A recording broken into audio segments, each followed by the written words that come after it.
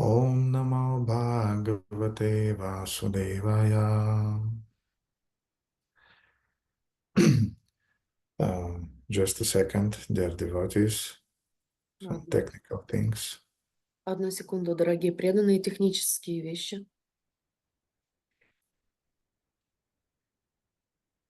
So we will go on reading Srimad Bhagavatam, first canto, sixth chapter. Today we'll start with the 17th verse. Так, мы продолжаем изучать Шримад Бхагаватам, песнь 1, глава 6. Мы начнем с 17 стиха. Premati bara nirbina pulangoti nivritaha ananda samplavelino napashyam ubayamune. O Vyasadeva, at that time being exceedingly overpowered by feelings of happiness, every part of my body became separately enlivened. Being absorbed in an ocean of ecstasy, I could not see both myself and the Lord. 18th verse. Rupam Bhagavato yatan manakantam shuchipaham apashyam sahato sate vaiklavya durmana iva. The transcendental form of the Lord, as it is, satisfies the mind's desire and at once erases all mental incongruities. Upon losing that form, I suddenly got up, being perturbed, as it usually when one lost that which is desirable. Verse 19. Didrikshu tadaham bhuya pranidaya manohridi Pikshamano pinapashyam avitripta ivaturatha. I desire to see again the transcendental form of the Lord, but despite my attempts to concentrate upon the heart with eagerness to view the form again, I could not see him anymore, and thus dissatisfied I was very much aggrieved. Purport by His Divine Grace A.C. Bhaktivedanta Swami Srila Prabhupada. There is no mechanical process to see the form of the Lord. It completely depends on the causeless mercy of the Lord.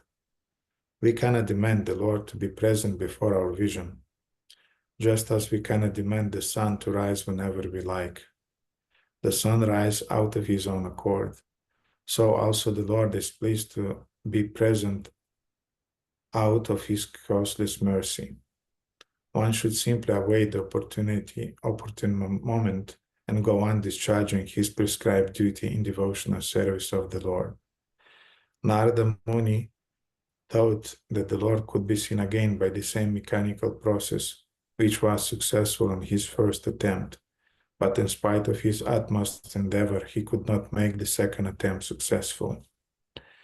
The Lord is completely independent of all obligations. He can simply be bound up by the tie of unalloyed devotion, nor is he visible or perceivable by our material senses. When he pleases, being satisfied with sincere attempt of devotional service depending completely on the mercy of the Lord, then he may be seen out of his own accord. I will read again the same verse. Didrikshutadaham bhuya pranidaya manohridi vikshamanopi napashyam avitripta iva turaha. I desire to see again the transcendental form of the Lord, but despite my attempts to concentrate upon the heart with eagerness to view the form again, I could not see him anymore, and thus dissatisfied I was very much aggrieved.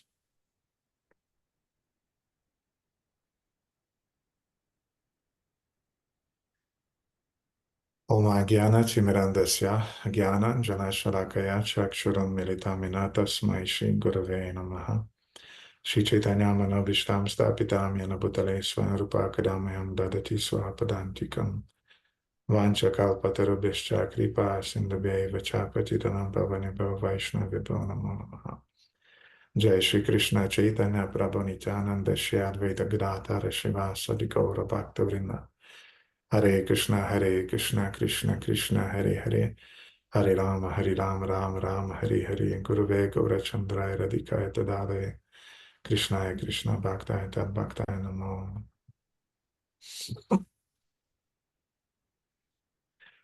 So Narada Muni is describing to Vyasadeva one of his most important realizations. Итак, Нарада Муни описывает Вьясадеве одну из самых сильных своих реализаций. And the realization is that, as Prabhupada puts it in the purport, that there is no mechanical process to see the form of the Lord. А реализация состоит в том, что, как говорит Шрила Прабхупада в комментарии, что не существует механического процесса, которым можно бы увидеть Господа. Technically, our process of sadhana is a kind of like mechanical process.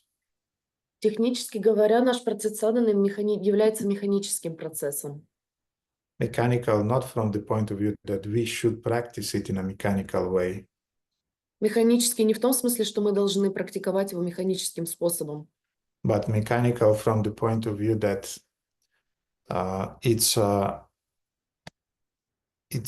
proper attempt by following rules and regulations, by following the prescription of the Shastras, механически в том смысле, что мы должны очень четко следовать определенным процессам, предписаниям и шастрам, правилам и регулирующим принципам. And this rigorous following, of course, is very favorable for attaining the Supreme Lord. И такое четкое следование, оно является очень благотворным для постижения Верховного Господа. But they don't give any guarantee that the Lord would like to reveal himself just because we are following some rules and regulations. Но это не является никакой гарантией того, что Господь захочет нам как-то проявить себя или предстать перед нами. We cannot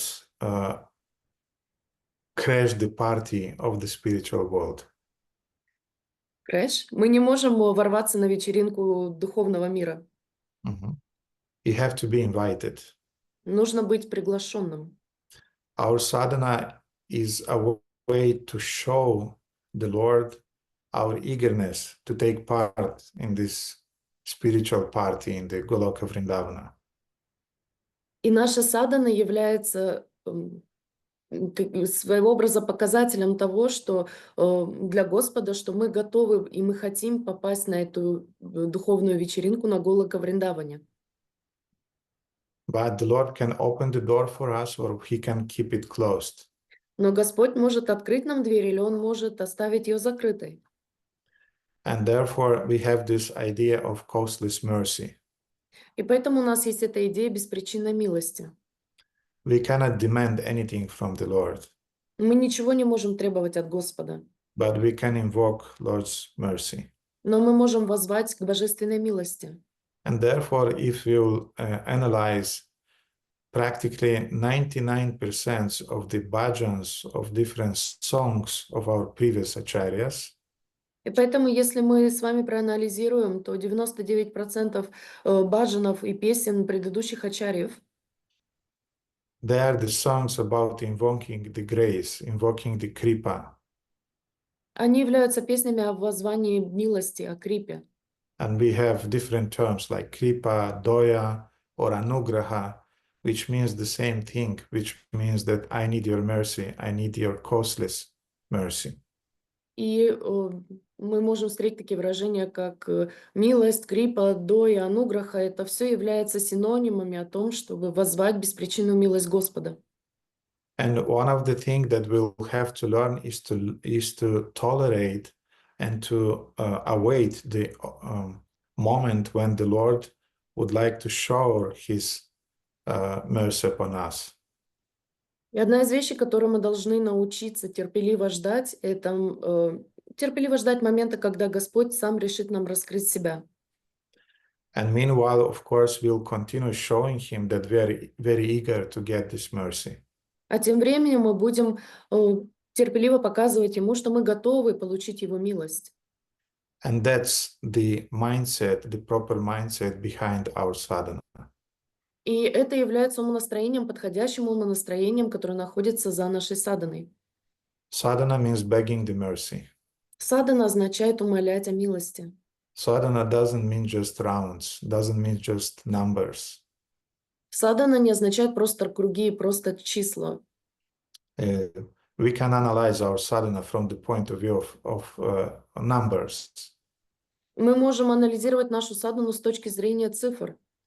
One of the number is number 4. Одно из таких чисел является число 4. Or regulative principles. 4 регулирующих принципа. 16. 16. 16 rounds minimum. 16 кругов минимум. Then we have another number. It's maybe 3 o'clock or 4 o'clock or 5 o'clock. Затем у нас есть другое число. Это может быть 3 или 4 утра или 5 утра. Then we have again 2. Потом у нас снова 2. Or 1. Или 1. 2 hours of reading, 1 hour of reading. 2 часа чтения или 1 час чтения. Then we can have again 2 or 1 or 3 or 4, depending on our eagerness. Но опять же, может быть 1, 2, 3, 4, зависит от нашего стремления. We are going to the temple 2 times a week, 3 times a week, 4 times a week, or maybe 1 time a week, or maybe 1 time in a year, who knows. То же самое мы можем ходить в храм 1, 2, 3, 4 раза в неделю, а можем ходить 1 раз в год, неизвестно, зависит от нашего желания. Then we have again different numbers with our donations. It may be €1, it may be €10, €1,000, I don't know, but again, the numbers. Также мы можем измерить в числах наши пожертвования. Это может быть 1 евро, 10 евро, 1000 евро. In some temples, devotees are measuring their service according to the hours dedicated to seva. В некоторых храмах преданные измеряют свою севу часами, которые они предоставляют для служения. Prabhu, you can live in this temple only if you are performing 7 hours of seva. Прабху, ты можешь жить в этом храме только если ты предоставляешь 7 часов севы. Or 5 hours of book distribution on the streets. Или 5 часов распространения книг на улице. So we have a lot of numbers, and sometimes our attitude to our sadhana is quite numerical. Поэтому у нас и существует много чисел, и именно поэтому наша сада в какой-то степени является измеримой. And because of this numerical mindset, our sadhana tend to be mechanical.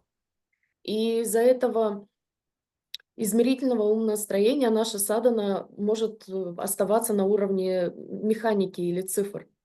But we should never forget that the heart of sadhana is the mindset of begging the mercy. Но мы никогда не должны забывать, что сердцем саданы является мольба о помиловании, милости. And we would see next Friday, we'll hear what the Supreme Lord told Narada regarding this proper mindset. И в следующую пятницу мы узнаем с вами, что сказал Верховный Господь Нараде по поводу этого подходящего умонастроения. Now we'll go on studying a series of verses from Shri Sanat Kumar Samhita. И сейчас мы с вами продолжим изучать стихи из Санат Кумара Самхита, which describes the duties and the activities of a surrendered soul, которая описывает деятельность и обязанности предавшейся души after the initiation. После инициации.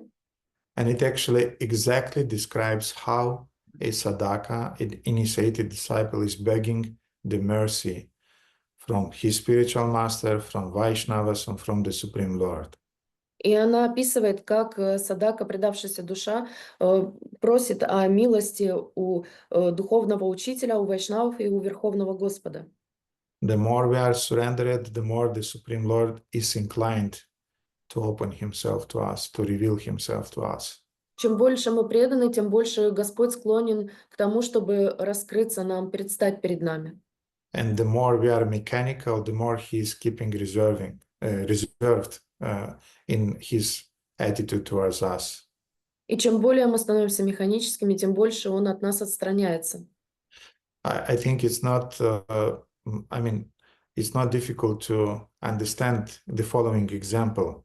Я думаю, что несложно будет понять следующий пример. When you have a friend and you want to associate with him or with her, and she manifests this numerical attitude that, okay, you have 10 minutes to talk with me. Например, когда у вас есть друг или подруга, и вы хотите построить с ним или с ней отношения, и она или он говорит, ну хорошо, у нас есть для общения 10 минут. Or we can meet one time a week with you. I don't have any more time for you. Или мы можем встретиться с тобой один раз в неделю, у меня больше для тебя времени нету. If you hear or feel such an attitude, you understand that most probably you will not have a deep friendship with such a person. И если вы чувствуете такое отношение, вы осознаете, что, скорее всего, у вас не будет глубоких отношений с этим человеком. Why? Because this is a kind of like partial friendship. It's not full manifested friendship, sincere friendship. Почему? Потому что это является частичной дружбой, это не является полноценной, откровенной, глубокой дружбой. So in the same way, when we are showing the Supreme Lord that I have just 2 hours for you daily, Поэтому, когда мы говорим Господу, что у нас есть для Него только 2 часа ежедневно, or I have 1 day a week when I'm going to the church, to the temple, to the Sunday program, или у меня есть только 1 день в неделю, когда я посещаю храм, воскресную программу, you understand that this sort of relationship is quite limited. вы можете понять, что такого рода отношения, они довольно ограниченные. And it's how to say, it's okay for our level, it's quite okay. We attained the level when at least we can dedicate 2-3 hours a day for sadhana and seva. This is already quite a high level. И да, на нашем уровне, на начальном уровне это довольно хорошо. Но когда мы хотим настоящих глубоких отношений, мы на серьезном уровне мы сможем делать уже, отдавать этому 2-3 часа в день, и это будет действительно каким-то новым серьезным уровнем. But satatam, my God, who knows the verse? Smartavyam satatam Vishnu, yes. Smartavyam satatam Vishnu, Smartavyam najatuchit, yes. The goal of our life is Smartavyam, Satatam Vishnu, always. Satatam means always. Vishnu, we have to Smarana, always remember the Supreme Lord. Ну, как говорится в стихе, что высшая цель нашей жизни о том, чтобы всегда помнить о Верховном Господе. Not just 2 hours, 3 hours, or 4 hours, but always. Не только 2, 3, 4 часа, а всегда. You cannot say to your wife that I love you only 3 hours a day. Вы не можете сказать своей жене, что я тебя люблю только 3 часа в день. You can tell your kids that I'm loving you only 10 minutes a day. Вы не можете сказать своим детям, что вы любите их только 10 минут в день. In the same way, you cannot tell your friends that I'm your friend only half an hour of a week. Вы не можете сказать своим друзьям, что я твой друг только полчаса в неделю. This is something, but this is not the best quality relationships. Да, это хорошо, это что-то, но это не является настоящими качественными отношениями. If we would use some bhakti language, we can say that this is a kind of like partial surrender. И если мы будем говорить языком бхакти, то это будет частичная преданность. So Sanak Kumara Samhita is teaching us how to be fully surrendered devotee. Итак, Санат Кумара Самхита учит нас, как быть полноценно преданными. And many things that you'll hear, especially many of you are quite young devotees, maybe it will be too high for you. И многие вещи, которые вы услышите, особенно многие из вас, которые являются начинающими преданными, они будут вам казаться довольно высокого уровня. But you have to hear about these things in order to know in what direction you should go. Но вы должны услышать об этих вещах для того, чтобы понять, в каком направлении вы должны двигаться. Therefore, don't be scared when you hear about full surrender to the Supreme Lord. Поэтому не бойтесь, когда вы услышите о полном предании Господу. Just admire what's happening in the heart of a fully surrendered devotee. Просто наблюдайте за тем, что происходит в сердце полностью предавшегося преданного. Восхищайтесь. Восхищайтесь. And by admiring those feelings, those emotions, and that state of heart, of mind, these emotions and feeling and aspirations will come to our heart. И тогда, восхищаясь этими качествами, стремлениями и состоянием, мы будем также развивать в своем сердце эти качества. So last time we ended up with the following two verses. Итак, в прошлый раз мы закончили на таких двух стихах. 115 and 116. I'll read them again, and then Krishna Kanta will read the translation, and we'll go on. 115 и 116 стих, я их прочитаю, Кришна Канта переведет, и потом мы с вами будем двигаться дальше. A surrendered soul should renounce all plans and make the worship of Lord Krishna his only plan. As a faithful wife worship her husband when he has gone away on a journey, so he should worship Lord Krishna. Предавшаяся душа должна отказаться от всех планов и сделать поклонение Господу Кришне своим единственным планом. Как верная жена поклоняется своему мужу, когда он ушел в путешествие, так и она должна поклоняться Господу Кришне. Filled with love for his dear husband, such an unhappy wife always longs for his company. She always meditates on his virtues. She glorifies them and hears about them. Наполненная любовью к своему дорогому мужу, такая несчастная жена всегда жаждет его общества. Она всегда размышляет о его достоинствах. Она прославляет их и слушает о них. So then Sanat Kumara Samhita is saying, И затем Санат Кумара Самхита говорит: Shri Krishna Guna Lila De Smaranadi Tatha Charit Napuna Sadanatvina Karyam Tatu Kadachina. In the same way, the devotee should always remember, hear about, and glorify Lord Krishna's virtue, pastimes, and everything else about the Lord. Точно так же преданный должен всегда помнить, слушать и прославлять добродетели, игры и все остальное, что связано с Господом Кришной.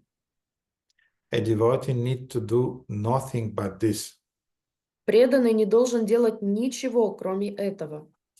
So, as we already spoke today, Smartavyam Satatam Vishnu, the goal of human life is to always remember the Supreme Lord. И как мы уже с вами сегодня сказали, что цель человеческой жизни — это всегда помнить о Верховном Господе. And this verse is explaining what exactly we should remember. И этот стих объясняет нам, что именно мы должны делать. Shri Krishna Guna Lila De Smaranadi. A devotee should always remember and glorify Krishna's gunas, Krishna's qualities. Преданный всегда должен помнить, слушать и прославлять добродетели, гуны Кришны. And also his pastimes. И также его игры. And everything else about the Lord. И все остальное, что связано с Господом Кришной. I was thinking yesterday that, for example, generally we know very good, we know in quite a nice way, we know the biography of our parents. Я вчера размышлял, что мы довольно хорошо знаем биографию наших родителей. So, generally, if somebody will ask you what year your mother was born and when she went to school and when she got married and when you were born and where she was working and so on, we usually knows. Generally, we knows. Когда кто-нибудь нас спрашивает про наших родителей, мы знаем, в каком году родилась наша мама, когда она встретилась с отцом, в каком году она вышла замуж, где она работает и так далее. But if we are asked, can you tell a chronological story or biography of Sri Krishna when he was born, what activities he did one after another, when he went to Mathura, then he went to Dwaraka. Usually devotees, quite often they have a problem regarding that. Но когда нас просят рассказать о Шри Кришне, когда он родился, что он делал, когда он поехал в Мадхуру и так далее, в хронологическом порядке, начиная с самого начала, у преданных возникают с этим большие трудности. We have a fragmental knowledge about that Krishna killed Putana and that Krishna killed Dantavakra, but the sequence, often we don't know the sequence of events that happened in his life. Мы можем сказать, и мы знаем, что Кришна убил Путану, что Кришна убил Дантаваку, и мы знаем, что это произошло. Но когда нас просят сказать в хронологическом порядке, мы не в состоянии этого сделать. So on our level, one way of remembering the Lord is at least to think when Krishna was born, what happened after that, what lila pastimes happened after, I don't know, after he killed Putana, then he killed Shakatasura, then Damodara Lila happened, and so on and so on. This is a way of meditating and remembering the Lord on our level. Но на нашем с вами уровне будет хорошо, если мы будем изучать в хронологическом порядке, когда Кришна родился, что после этого происходило, какие лилы он совершал и каких демонов он убил, и все это будет в хронологическом порядке и так далее. Every demon that Krishna killed is the personification of some anartha, some impurity. Каждый демон, которого убил Кришна, является проявлением какой-либо анартхи, какого-то нечистоты, какой-то нечистоты. For example, Kaliya, he is the personification of envy. Например, Калия, он является олицетворением зависти. Or for example, when Krishna ate the forest fire, he swallowed the forest fire. This forest fire means the tensions or different dissensions in the Vaishnava communities. Distensions, кто? Вайшнав? In Vaishnava communities. И когда он поглотил Я могу лесной... сам перевести.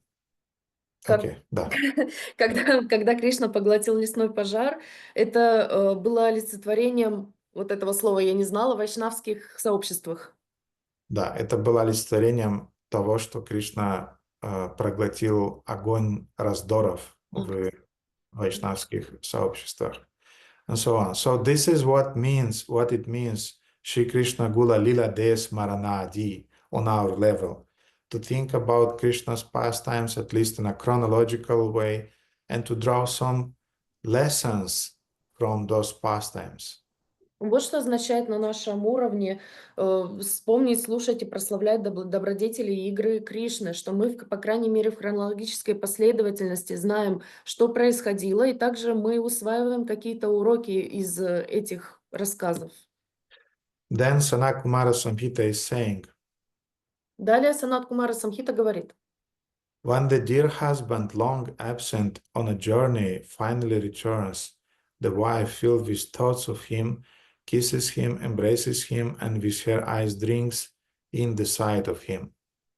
когда дорогой муж, давно отсутствовавший в путешествии, наконец возвращается, жена, наполненная мыслями о нем, целует его, обнимает его и взглядом упивается его присутствием. Maybe in some devotees' hearts, this is happening when Krishna is revealing himself, and after a long journey of separation, we feel again united with the Lord. At least these sentiments will come in the future when we will attain the Bhava Bhakti stage. У преданных, по крайней мере, у некоторых преданных возникает это ощущение в сердце, когда они очень сильно скучали по Господу, и когда Он наконец-то раскрывает им себя, и они очень рады Его присутствию. По крайней мере, мы должны стремиться к такому состоянию. But on our level, next verse, Sanat Kumar Samhita is describing a more practical way to interact with the Supreme Lord on our level. Но на нашем уровне Санат Кумара Самхита в следующем стихе описывает, как мы практическим образом на нашем уровне можем это проявлять.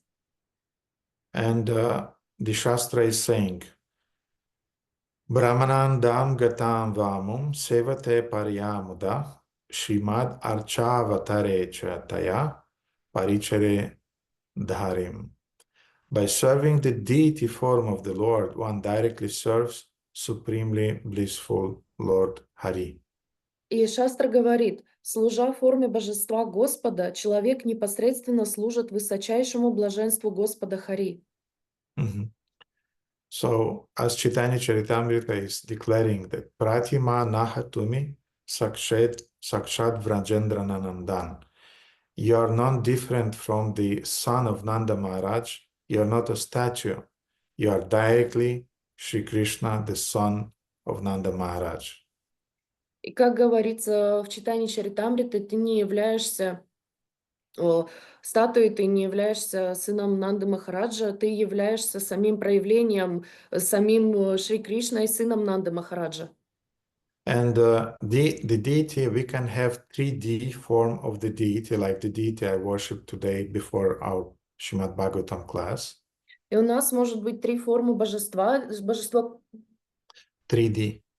Трехмерной формы. И у нас может быть трехмерная форма божества, как божества, которому я поклонялся сегодня до лекции. But often, especially beginner devotees, we don't have access to worship the Lord in the temple, or we don't have deities at our home. Но часто у преданных, особенно начинающих, нет возможности поклоняться божеству в храме, или у нас нет божеств дома. But we have pictures of the Lord on our home altars. Но у нас есть изображения божеств на наших алтарях домашних. And those pictures, they're worshipable, they're non-different from the Lord. И эти изображения, им также можно поклоняться, они не отличны от Верховного Господа. You can see in India sometimes that in the temples beside the deities, they also have some pictures. Вы можете увидеть в храмах в Индии, что помимо божеств у них есть также изображения. And they put some sandal paste on the heads of the deities right on the picture, on the glass that covers the picture. И они наносят тилоки на лбы божествам прямо на изображениях, на покрытие стеклянное. Sometimes they are sticking a tulsi leaf on the feet of Krishna on the picture that they are worshiping. Они иногда приклеивают листочек туласи к стопам изображения Кришны, которое находится на этой картине. Sometimes in the winter time, they're even covering the picture with a chadar, till the neck, that Krishna will not feel that it's cold. А иногда в зимнее время они даже чадром накрывают по шею изображение Кришны для того, чтобы он не замерз. So, don't think that the pictures you have at your home, that they're just pictures, and they are a kind of like lesser Krishna than Krishna in the form of deity. Поэтому не думайте, что изображения, которые стоят у вас дома, божеств, они являются менее божественными, чем божества, которые трехмерные. А им точно так же можно и нужно поклоняться. Now, the pictures that you have at your homes, they're called Alekhya Bhagavan. Нет, изображения, которые находятся у вас дома, они называются Алекхья Бхагаван. Or the Bhagavan, the Supreme Lord that is represented in colors. Или Бхагаван, Верховный Господь, который представлен в цветах. But it's the same Bhagavan, and he can interact with you according to your devotion. Но он точно так же будет проявляться к вам в зависимости от вашего поклонения, в зависимости от того, насколько вы преданы.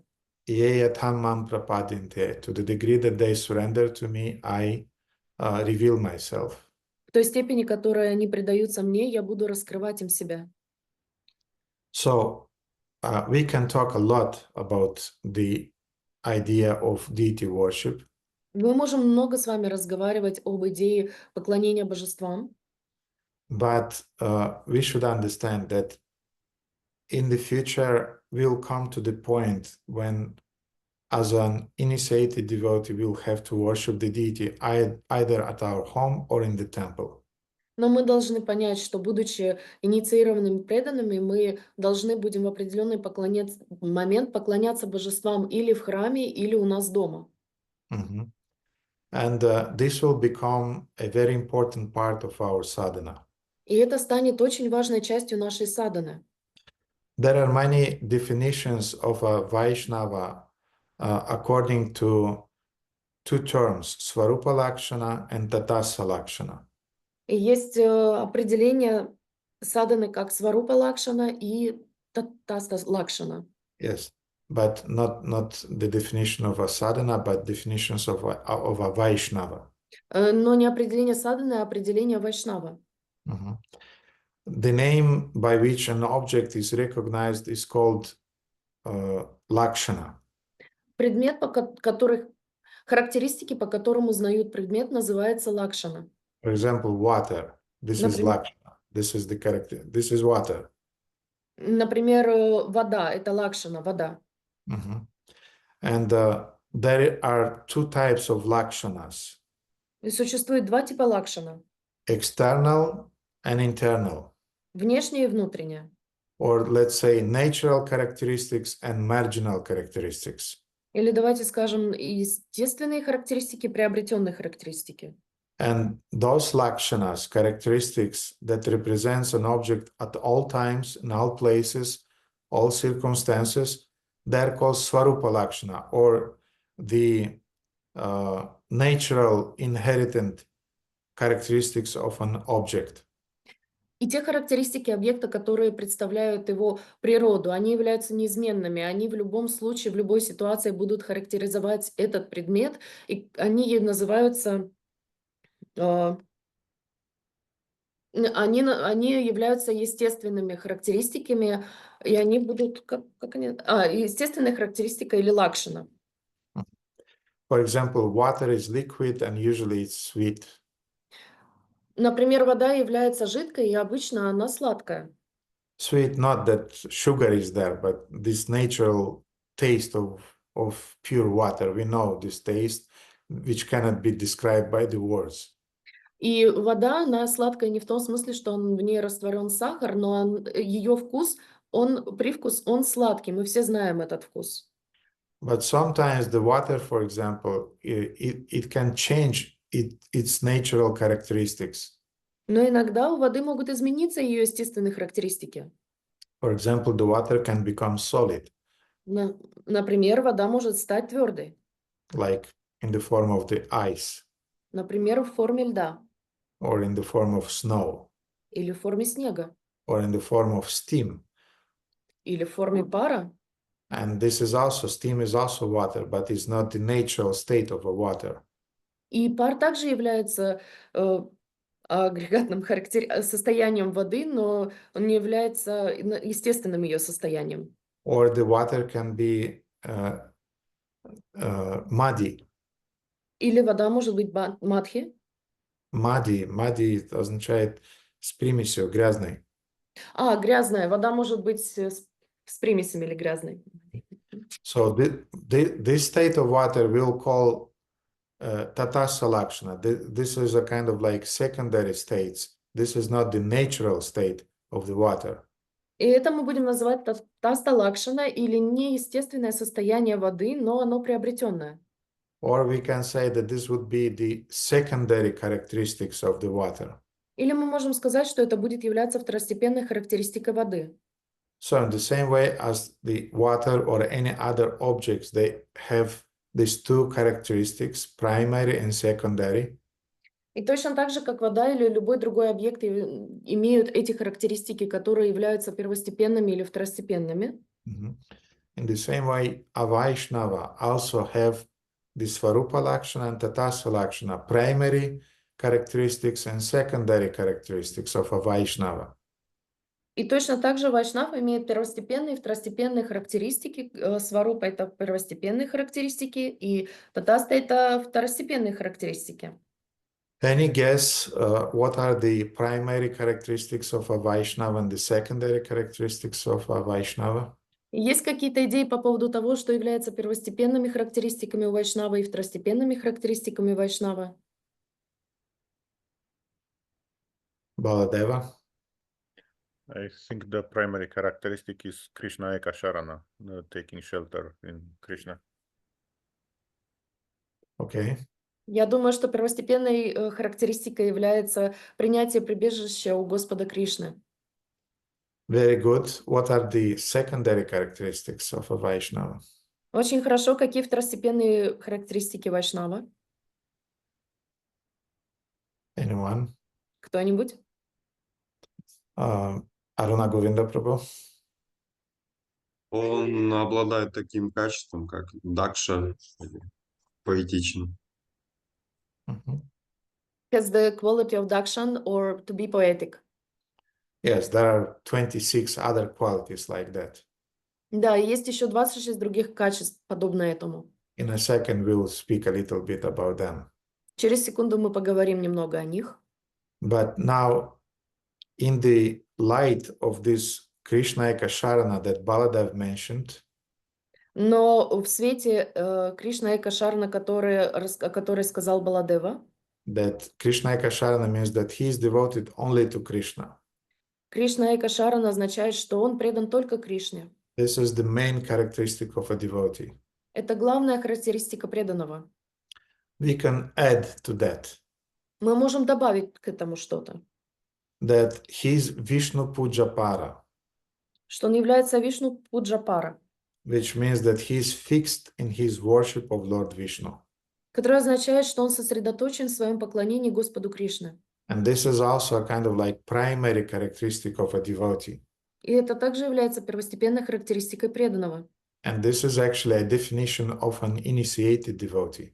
И на самом деле это является характеристикой инициированного преданного. As we spoke, that the idea of the analysis that we are doing on the base of the verses from Sanat Kumara Samhita is to understand what is the dharma, what are the duties of an initiated devotee. И как мы с вами обсуждали, что в рамках Санат Кумара Самхиты мы пытаемся понять, каковы истинные обязанности дхарма преданного, который инициирован. And this is a reminder for initiated devotees about their duties. И это является напоминанием инициированным преданным об их обязательствах. And this would be a food for thought for those who would like to take initiation in the future. And maybe you'll change your mind after you hear these descriptions. И точно так же это могут быть плодотворными измышлениями для тех, кто только собирается стать инициированным преданным, и вполне вероятно, что вы после того, как услышите, каковы эти истинные обязанности, вы можете даже и передумать. Or maybe you'll get inspired and you'll think, yes, this is exactly what I want to do in my life. А может быть, вас это вдохновит, и вы скажете, да, это именно то, что я хочу сделать, хочу делать всю оставшуюся жизнь. So one of the descriptions of or definition of an initiated devotee is given in Hari Bhakti Vilasa. Итак, одно из описаний или характеристик, которые являются характеристиками инициированного преданного, описано в Хари Бхакти Виласа. And the verse is saying, И этот стих говорит: Grihito Vishnu Diksha ko Vishnu Puja Paronara Vaishnavo Bihito Bignar Itarasmat Avaishnavaha. A person who has accepted initiation in the worship of Lord Vishnu and who is devoted to the worship of Lord Vishnu is called a devotee of Lord Vishnu by the wise. One who is not like him is not a devotee of Lord Vishnu. Те, кто Сейчас, одну секунду, хотела найти, ну ладно. Те, кто предан, тем, кто предан Господу Вишну и является преданным, и преданным и служит Господу Вишну, является преданным Господа Кришны. So the verse is saying, Grihita Vishnu Diksha Ko, that what an initiated devotee is doing, he is Vishnu Puja Para, he is fixed, dedicated in his worship of Lord Vishnu. И тут говорится, что является Вишну Пуджапара. Это тот, кто предан Кришне, это тот, кто посвятил себя преданному служению Кришне.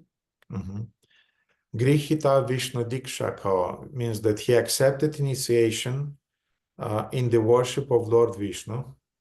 Это означает, что он принял инициацию в поклонении Господу Вишну. And then Vishnu Pujapara, daily he is worshipping Lord Vishnu.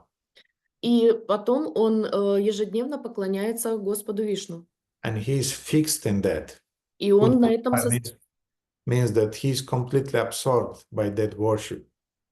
И это означает, что он сконцентрирован, что он полностью поглощен этим поклонением. In other words, he's not lazy, he's not casual in his worship. No, he's completely absorbed. Другими словами, он не принимает это как рутину, он не расслаблен, он полностью поглощен своим поклонением. Again, we can speak a lot about the importance of worshiping the form of the Lord in either in the form of the deity or in the form of a picture. Итак, еще раз, мы можем очень долго говорить о способах поклонения в божественной форме или трехмерной, или изображению Господа Кришны. But dear devotees, you should understand that this aspect of your spiritual practice is one of the essential aspects, at least on the level of Vaidhi sadhana bhakti. Но, дорогие преданные, вы должны понять, что это является одним основным аспектом вашей садханы, это ежедневное поклонение. You'll offer your food to a picture of the Lord. Вы будете предлагать свою пищу изображению Господа. You'll offer your prayers to a picture of the Lord. Вы будете предлагать свои молитвы изображению Господа. You'll chant your rounds before your altar, before your picture on your altar. Вы будете читать свои круги перед изображением, перед вашим алтарем. So our connection with Krishna will happen through some picture of the Lord or some deity of the Lord. Итак, наша связь произойдет через изображение Господа или с божеством Господа на алтаре. And no need for us to visualize something or to speculate. И нет никакой необходимости, чтобы мы спекулировали или что-то себе воображали. Because there are classical forms of the Lord that are manifested either in the form of the picture or in the form of the deity of the Lord. Потому что существуют классические изображения и проявления Господа как на изображении, так и в форме божеств. And for us, smarana or remembrance about the Lord means remembrance the form of the Lord that we are worshiping daily. И для нас смарана означает поклонение Господу, помнить о Господе или поклонение Господу в каждый день. Нет, для нас смарана означает памятование о форме Господа, на которую мы медитируем или которой мы поклоняемся ежедневно. And one thing I would like to say regarding that topic. И я хочу кое-что уточнить по поводу этой темы.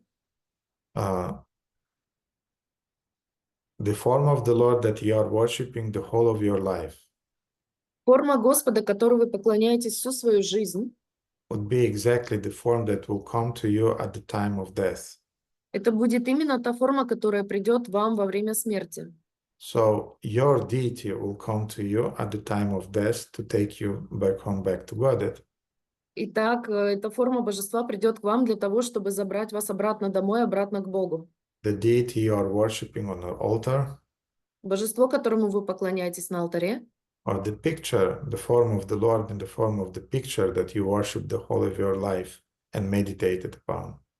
или божество, которое изображено на картине, которой вы поклоняетесь каждый день и которое вы каждый день видите. So it's a good deal.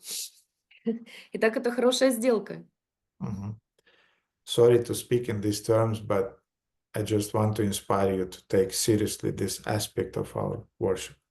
К сожалению, я должен говорить об этом такими словами, но это очень важный аспект.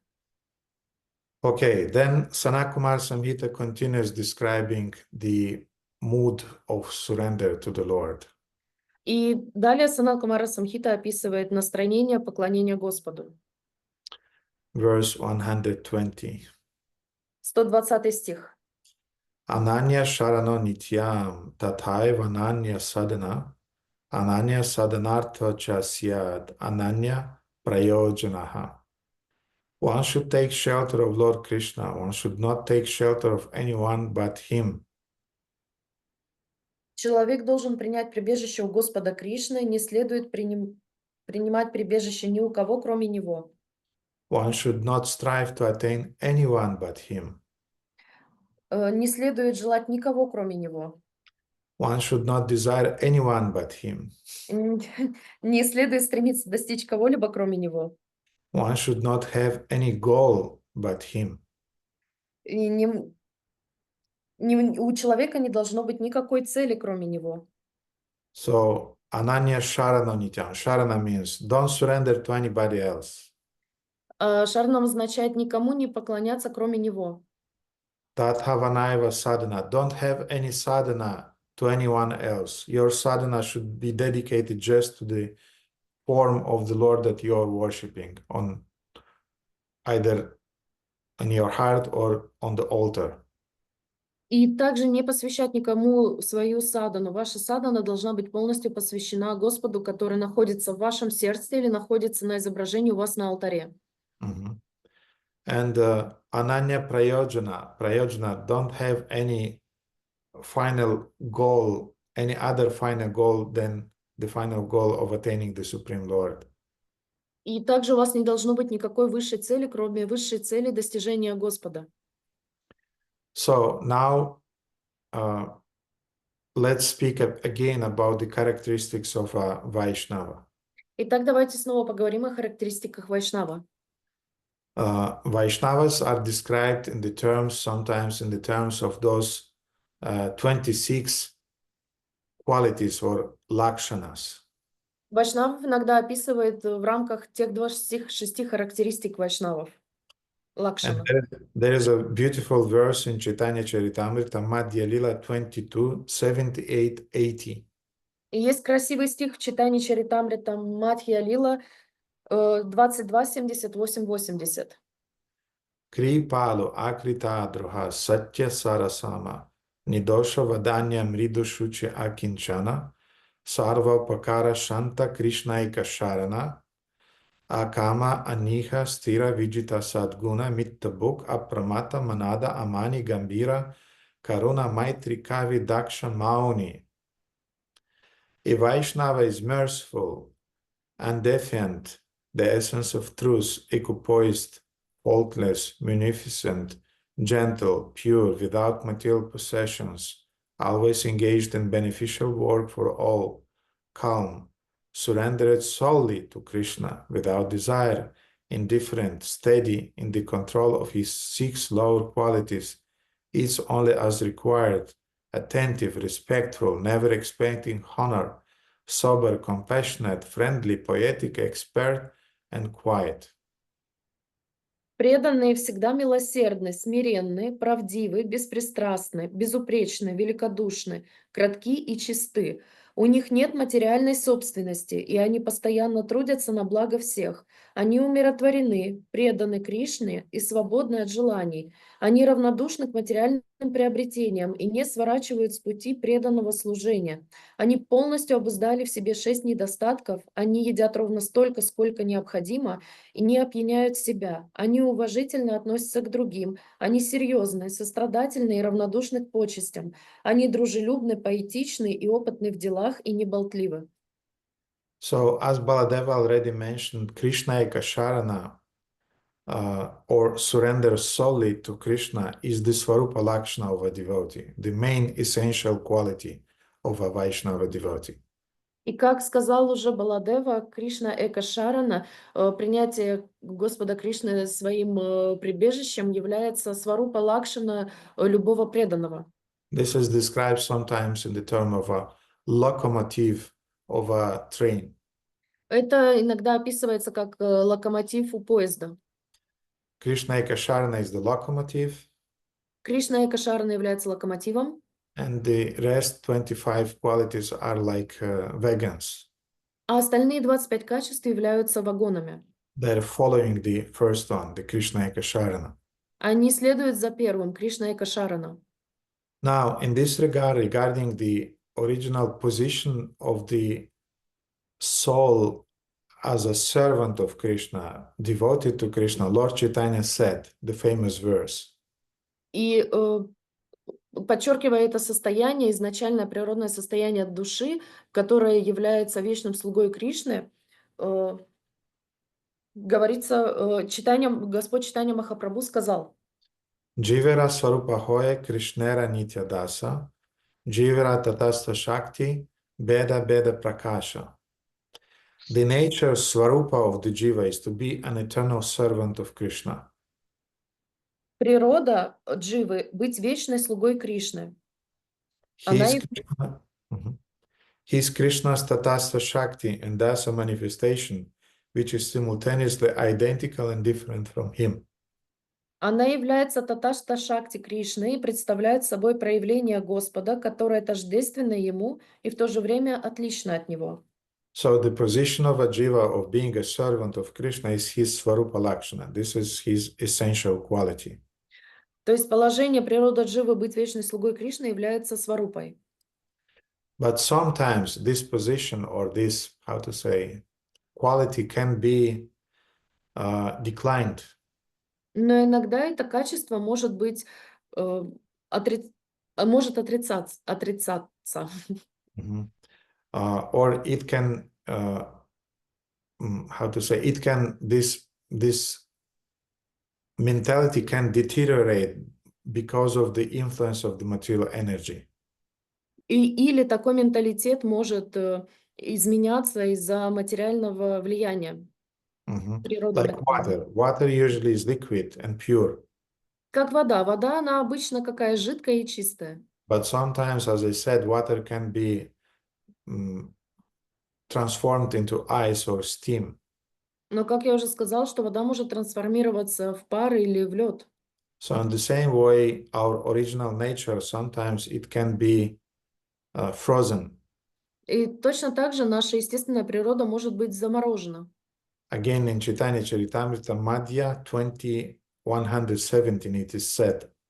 И в читании Чаритамрита Мадхья 20:117 говорится: Krishna Buli Sei Jiva Anadi Bahirmukha Ataeva Mayatare Deya Samsara Dukkha.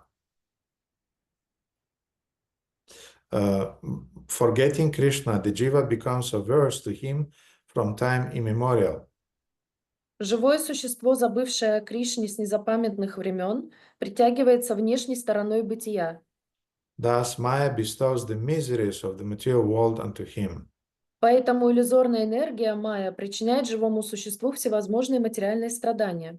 And the only way for such a jiva that was covered by Maya to renounce the Maya is by association with devotees. И единственный способ для такой дживы отказаться от майи — это общение с саду. The more one associate with devotees and listen from devotees, the more one acquire this quality of Krishna Ekasharana, full dedication to Krishna. Чем больше мы общаемся с преданными, с душами, которые предались Кришне, тем больше мы обретаем это качество Кришна Экашарана, предания Верховному Господу. And as the result, all other 25 qualities are following. И в результате остальные 25 качеств последуют за этим качеством. So our dedication to the Lord, our mood of dedication to the Lord depends completely on the quality of association that we have. Поэтому наше настроение преданности Кришне полноценно зависит от нашего окружения, с тем, с кем мы общаемся. Okay, then Sanat Kumara Samhita continues. И Санат Кумара Самхита продолжает. Verse 121. 121 стих. A surrendered soul should not worship anyone but him. Предавшаяся душа не должна поклоняться никому, кроме него. One should not bow down before anyone but him. Не следует преклоняться ни перед кем, кроме него. One should not meditate on anyone but him. Не следует медитировать ни на кого, кроме него. And this is really funny. One should not gaze upon anyone but him. И вот это забавное. Не следует смотреть ни на кого, кроме него. So look at your deities. Поэтому посмотрите на своих божеств. Look at the picture of Krishna in your house. Don't look at anyone else. Поэтому смотрите на изображение Кришны в своем доме, не смотрите ни на кого другого. Don't watch TV, in other words. Другими словами, не смотрите телевизор.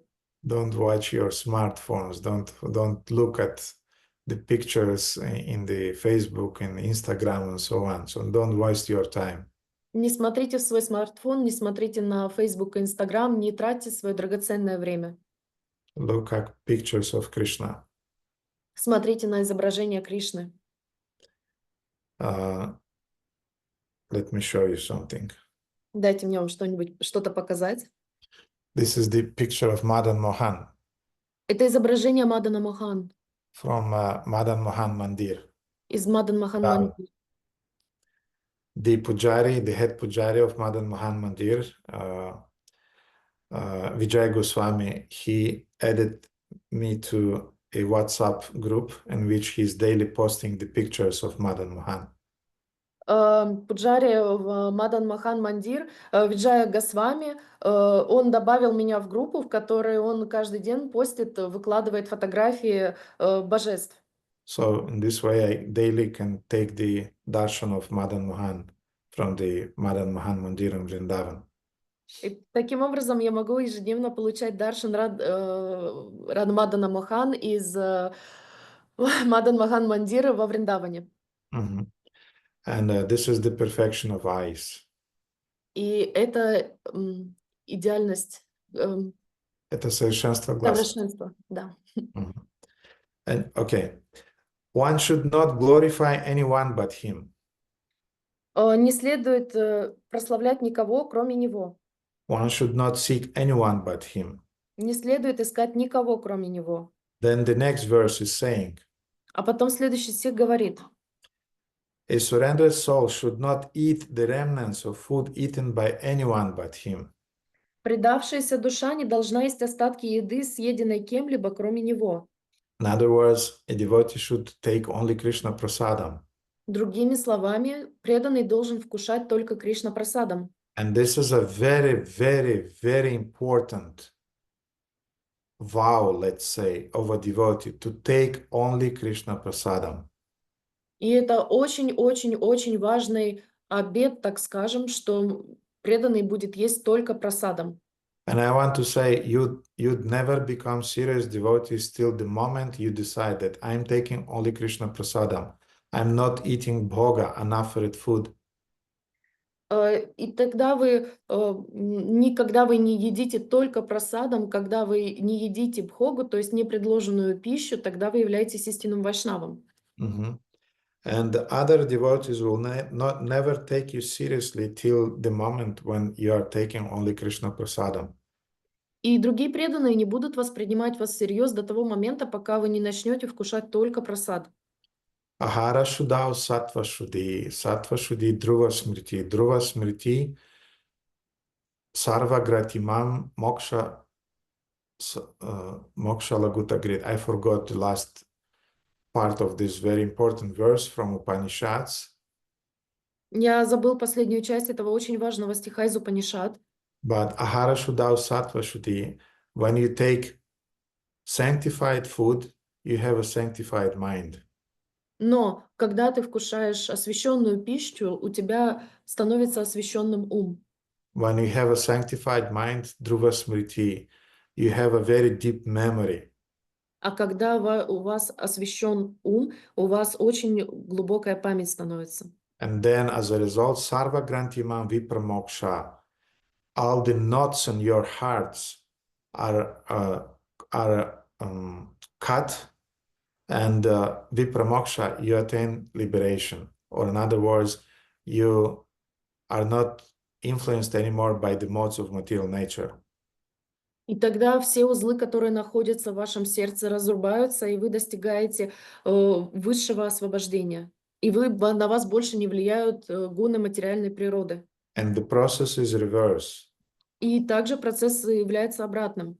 If you eat garbage food, fast food, Если вы едите мусорную еду, фастфуд, unoffered food, непредложенную пищу, your mind will be dirty. у вас будет грязный ум. You'll absorb all the material desires of those cooks that were cooking. Вы примете в себя все материальные желания тех поваров, которые готовили. And you'll become covered again by the modes of material nature. И вас снова накроют гуны материальной природы. And samsara sukha, welcome to the samsara, welcome to the material world. И добро пожаловать в самсару, добро пожаловать в материальный мир. Therefore, a surrendered soul should never eat any remnants of food, only should eat the remnants of food of Krishna, Krishna Prasadam. Поэтому предавшаяся душа не должна есть остатки еды, съеденной кем-либо, кроме него. Она должна употреблять только Кришна прасадам. One should not wear the garments and ornaments worn by anyone but him. Не следует носить одежду и украшения, которые носил кто-либо, кроме него. So even when you're buying some new clothes, you should offer it on your altar. Когда вы покупаете какую-то новую одежду, вы должны предложить ее на своем алтаре. Anything, even small items like socks, some hats, everything, put on the altar, give it to Krishna first. Да, любую даже самую незначительную вещь, как носки или кепку, что-то вы положите на алтарь для того, чтобы сначала этим насладился Кришна. One should not talk with they who are not devotees of the Lord. Не следует разговаривать с теми, кто не является преданными Господа. And of course, it means don't talk confidential subjects. И это означает не раскрывать какие-то интимные, конфиденциальные темы с кем-то. Some small talks you can have with your neighbors, with your relatives and so on, but you don't talk confidential subjects about the Lord with them. Вы можете говорить на какие-то повседневные темы со своими соседями или родственниками, но вы не будете разговаривать с ними о сокровенных вещах, о Господе. One should not bow down before them or honor them in any way. Не следует преклоняться перед ними или оказывать им какое-либо почтение. So now, I think devotees remember those 6 aspects of surrender, Sharanagati. Итак, я думаю, что преданные знают эти 6 аспектов предания Шаранагати. Who knows them? Кто их знает? 1, 2, 3, 4. Okay, 6. Yes. Srila Prabhupada is describing them in some purpose to Bhagavad Gita and Srimad Bhagavatam. So these 6 items of surrender, they're quite well known amongst devotees. Так Шрила Прабхупада описывает эти 6 качеств в своих комментариях к Бхагавад-гите и Шримад Бхагаватам, и обычно преданные знают эти 6 качеств. Anukulyasa sankalpa pratikulyasa vivarjanam rakshishятити vishvaso goptritve varanam tatha atmanikshepa karpanya shadvidi sharanagati. So this is the verse. То есть это стих. The 6 divisions of surrender are acceptance of those things favorable to devotional service. 6 частей предания — это принятие того, что благоприятно для преданного служения. And rejecting the unfavorable things. Отказ от неблагоприятного. And when we read this previous verse from Sanat Kumara Samhita, we heard about do things that are favorable to your devotional service. И когда мы прочитали предыдущий стих из Санат Кумара Самхиты, мы прочитали о том, что нужно делать благотворные вещи для нашего преданного служения. Don't worship anyone else. Don't talk about anything else. Don't eat anything else besides prasadam. These are anukul. These are favorable things.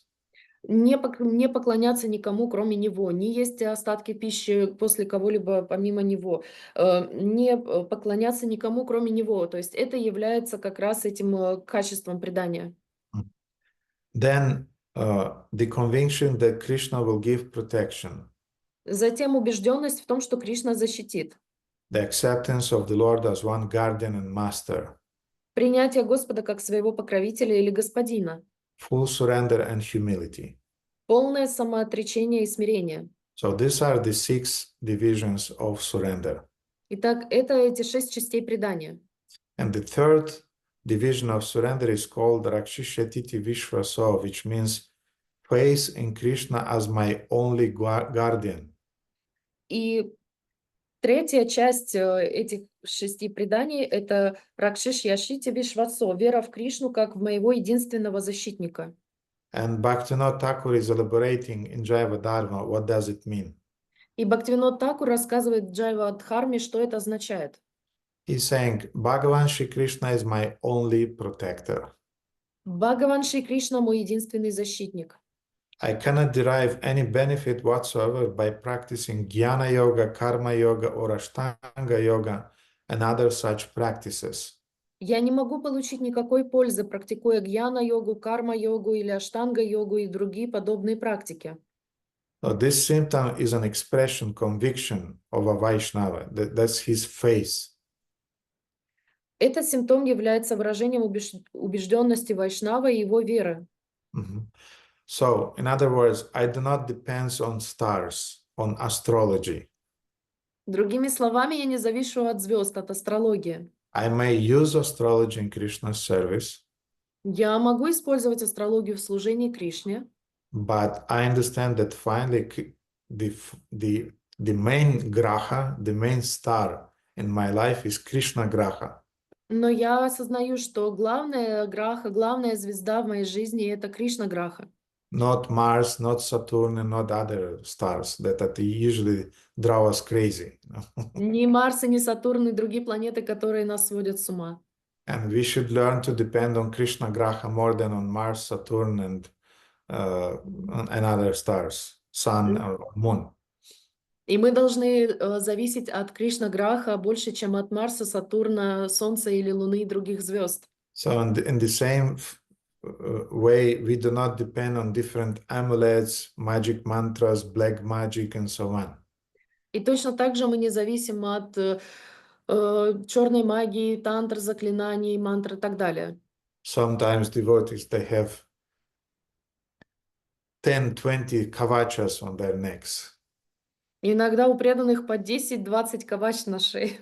I mean, I would not have a problem to have a kavacha with some dust from the place where my Guru Maharaj was born. I mean, it would be the best kavacha I would have in my life.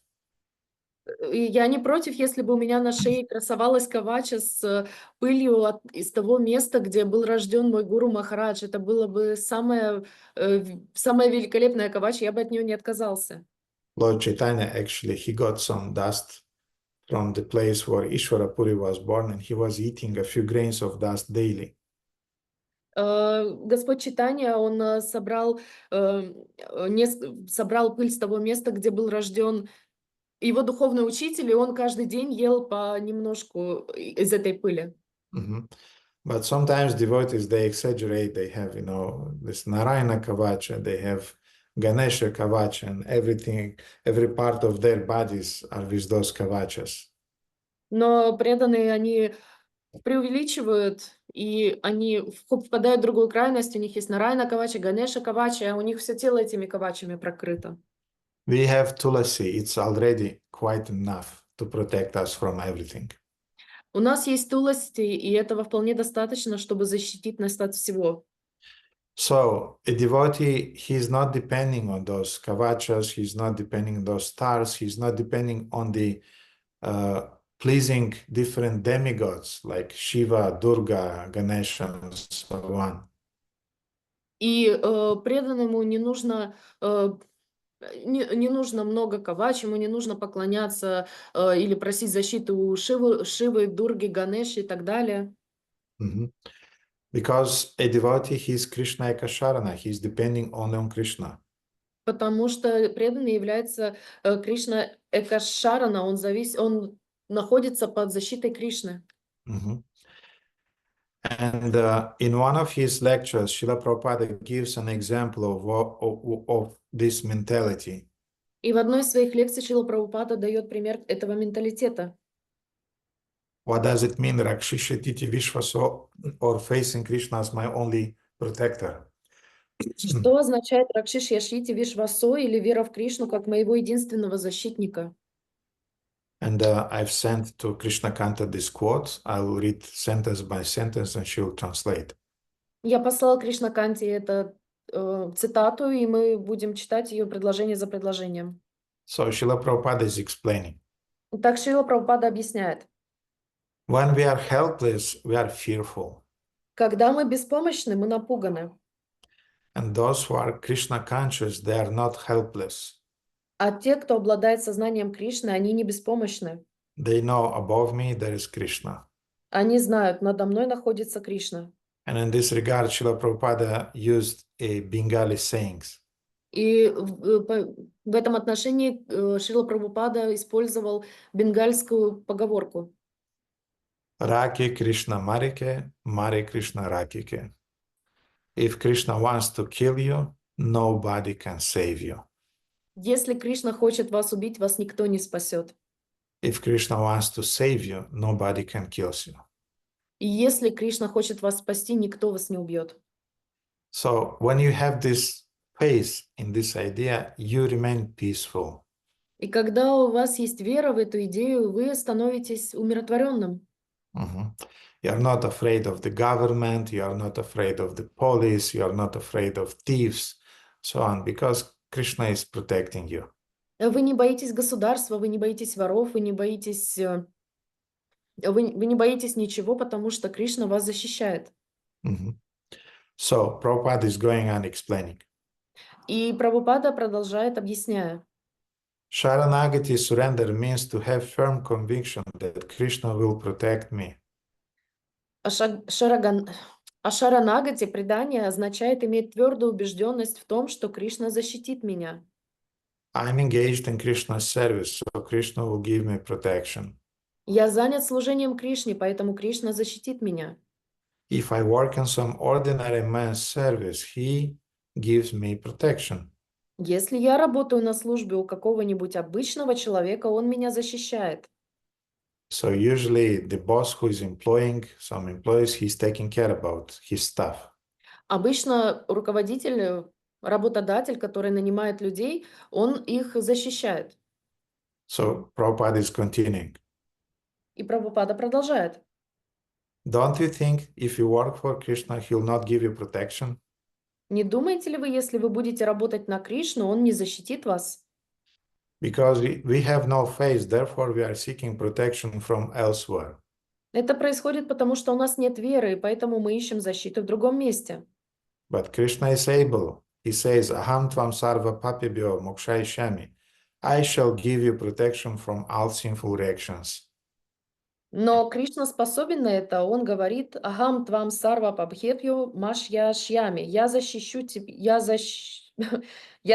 тебя от всех греховных последствий. Srila Radhanath Maharaj has a very wonderful disciple by the name Radhishyam Prabhu. Шиврама? Я переведу сам. Да. У Шилы Радханати с вами есть замечательный ученик по имени Радhishyam Prabhu. Radhishyam Prabhu, he is a temple president in Pune. Радхишьям Прабhu, он президент храма в Pune. Пуне. And I consider him to be one of the most brilliant minds that we have in our ISKCON. И я считаю, что у него один из самых гениальных умов, которые у нас есть в ИСКОНе. He is a real teacher. I mean, he built a community just by teaching. Он настоящий учитель, он создает общину только обучением. And it's one of the most prosperous and exemplary communities that we have in ISKCON, besides Chopati, this Pune community. И это самое процветающее сообщество, которое у нас есть в ИСКОН, помимо Чопути, вот это сообщество в Пуне. Помимо Чопати у нас есть... Чопати. Anyway, so Radhishyam Prabhu joined in 91. Радхишьям Прабhu присоединился в 1991 году. And before joining, being born in an Indian family, he was worshipping Lord Shiva. И до того, как он присоединился, он был рожден в семье, которая поклонялась Господу Шиве. And he used to recite some mantras dedicated to Lord Shiva. И он обычно использовал мантры, которые посвящались Господу Шиве. And at the time when he decided to join the ashrama, brahmacharya ashrama in Chaupati, И когда он решил присоединиться в Брахмачарья ашрам в Чаупати, he had the last doubt in his heart. у него было самое последнее сомнение в его сердце. What I'm going to do with those mantras that I'm chanting daily regarding Lord Shiva. Что произойдет с теми мантрами, которые я ежедневно воспеваю Господу Шиве? So he came to Radhanath Swami and he said, И он подошел к Радханата Свами и сказал, that Maharaj, I'm used to chant these mantras. Shall I go on, or will I be able to chant them if I'm moving to the ashrama or not? смогу ли я продолжать воспевать эти мантры, если я перееду в ашрам или нет? Will I be able to worship Lord Shiva or not? Смогу ли я поклоняться Господу Шиве или нет? And Radhanath Maharaj said, okay, of course, Lord Shiva is the greatest devotee, so don't worry, you can worship Lord Shiva. И Радханат с вами сказал, что Господь Шива является самым лучшим преданным, поэтому никаких проблем, ты будешь поклоняться ему. And then Radhisham Prabhu again asked, but what about those mantras that I'm chanting daily? И тогда Радхишам Прабху сказала, что по поводу тех мантр, которые я воспеваю ежедневно. And Maharaj said, you can chant any mantras, no problem. Махарадж сказал, ты можешь воспевать любые мантры, которые захочешь, никаких проблем. But then Radhanath Maharaj said, but actually these things are not quite necessary for you. И затем Радханат с вами сказал, но на самом деле эти вещи не обязательны для тебя. Why? Because by worshipping Krishna, you'll automatically worship Lord Shiva. Почему? Потому что, поклоняясь Господу Кришне, ты автоматически поклоняешься Господу Шиве. By putting water on the roots, you automatically you're providing water to the whole tree. Потому что, поливая корни дерева, ты автоматически даешь воду его ветвям. So Krishna is the root of the universe. А Кришна является корнем Вселенной.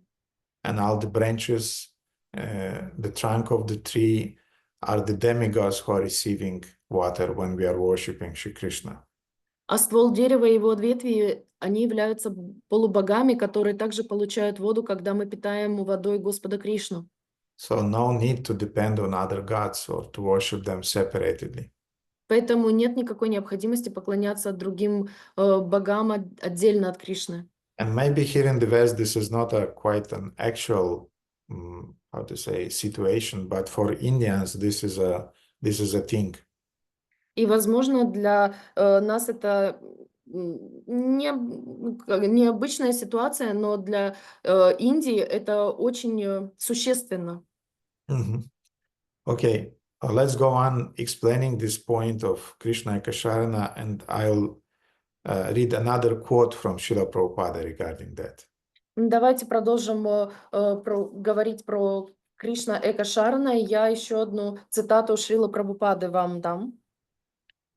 One point of surrender is to believe that Krishna will protect me.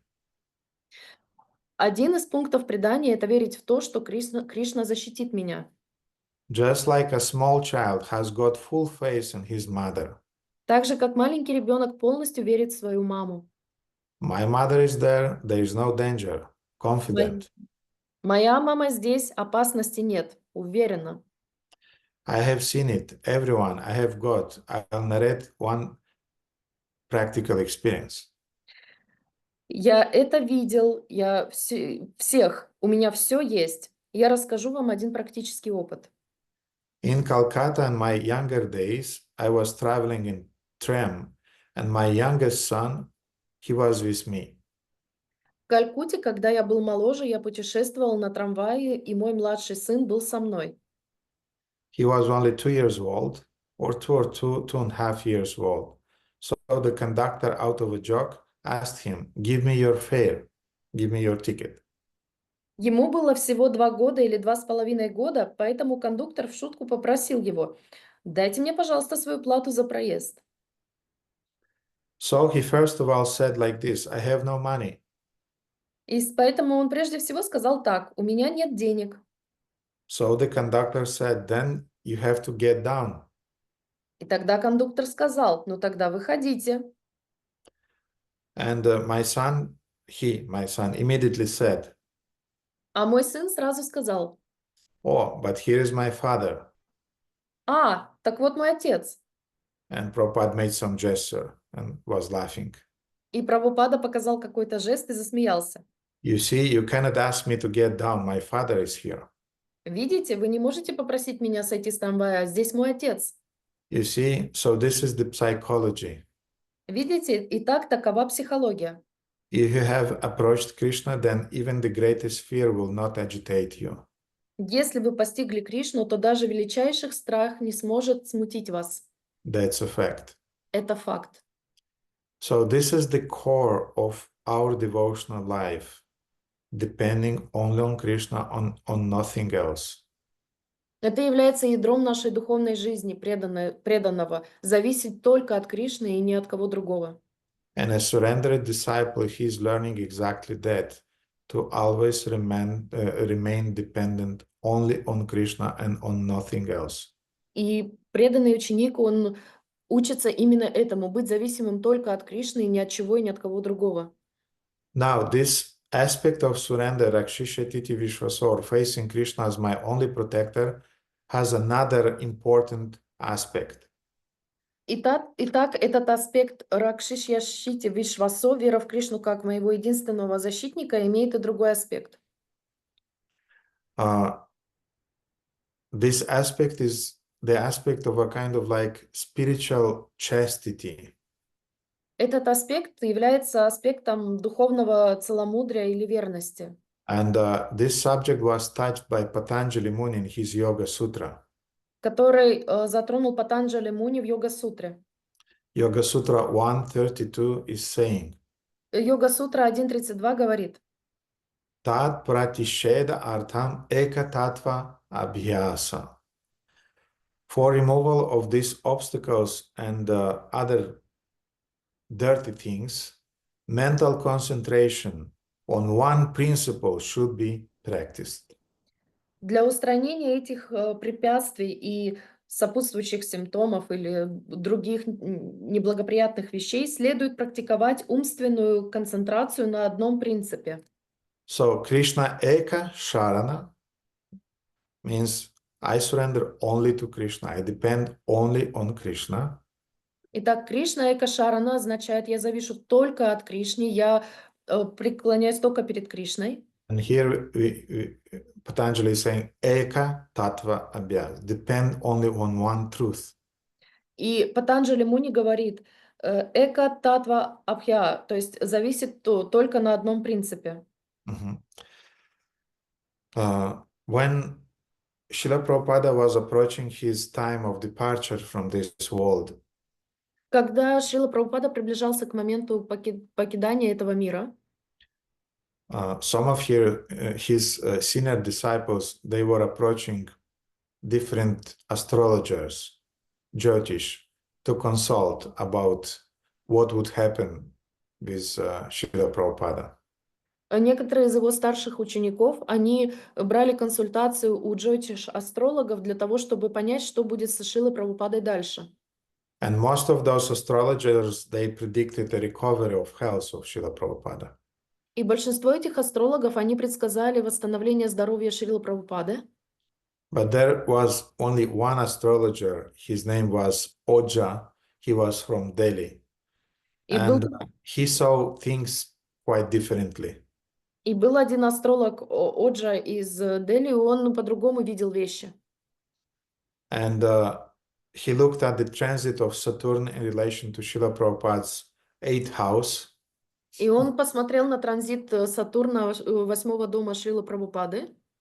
And he predicted that the dear devotee of the Lord, Srila Prabhupada, soon will go back to Goloka Vrindavana. Что преданный Шрила Прабхупада в скором времени вернется на Голоку Вриндавану.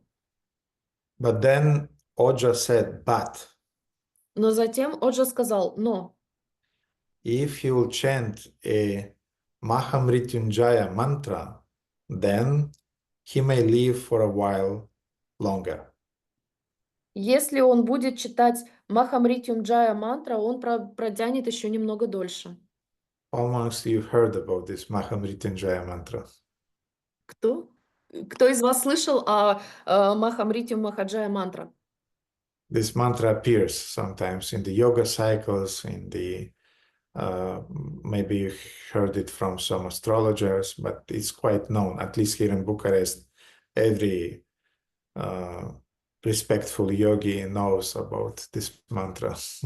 Эта мантра широко известна в кругах йогов и тех, кто занимается практиками. По крайней мере, здесь, в Бухаресте, каждый уважающий себя йог знает об этой мантре.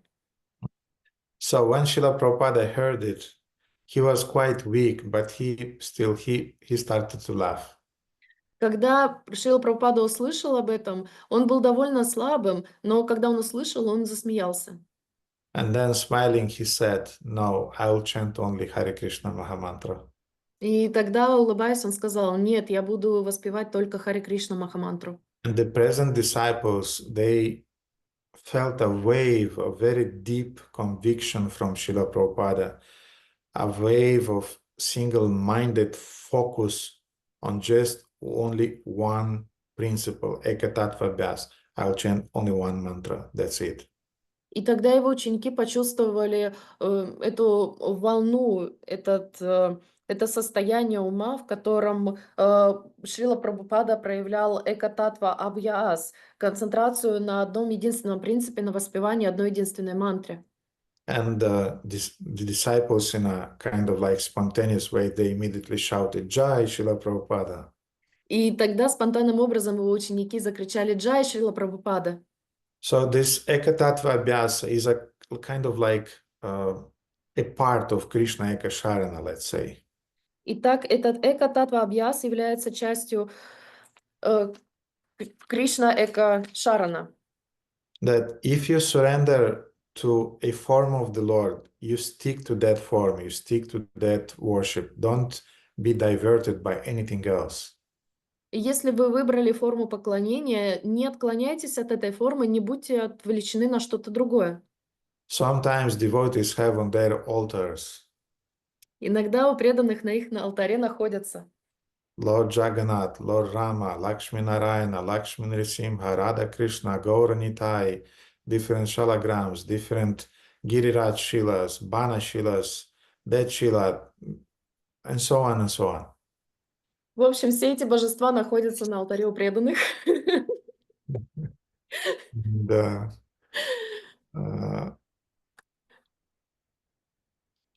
На русском это говорится дружба народов. Anyway, I don't know how to say it in English, but so everybody is there just in case. И все эти божества так, на всякий случай. And in India, sometimes you can see, besides some different deities, you can see some pictures of even present politicians. И вы можете видеть также фотографии настоящих президентов и политиков, которые в настоящий момент правят страной. I'm speaking about India sometimes, not everywhere, but in some places. Я сейчас говорю об Индии, не про нас, но в некоторых местах это еще сохранилась традиция. Not during this election, but during the previous election of Donald Trump. Не во время этих выборов, но предыдущие выборы Дональда Трампа. Some Indians, they were worshiping Donald Trump just to help him to win the election. Некоторые индийцы, они поклонялись Дональду Трампу для того, чтобы помочь ему выиграть в выборах. So anyway, Krishna Ekasharana means don't worship Donald Trump. Кришна Экашарана означает не поклоняйтесь Дональду Трампу. You should worship Shri Krishna, Govinda, that's it. Вы должны поклоняться Шри Кришне, Говинда, и все.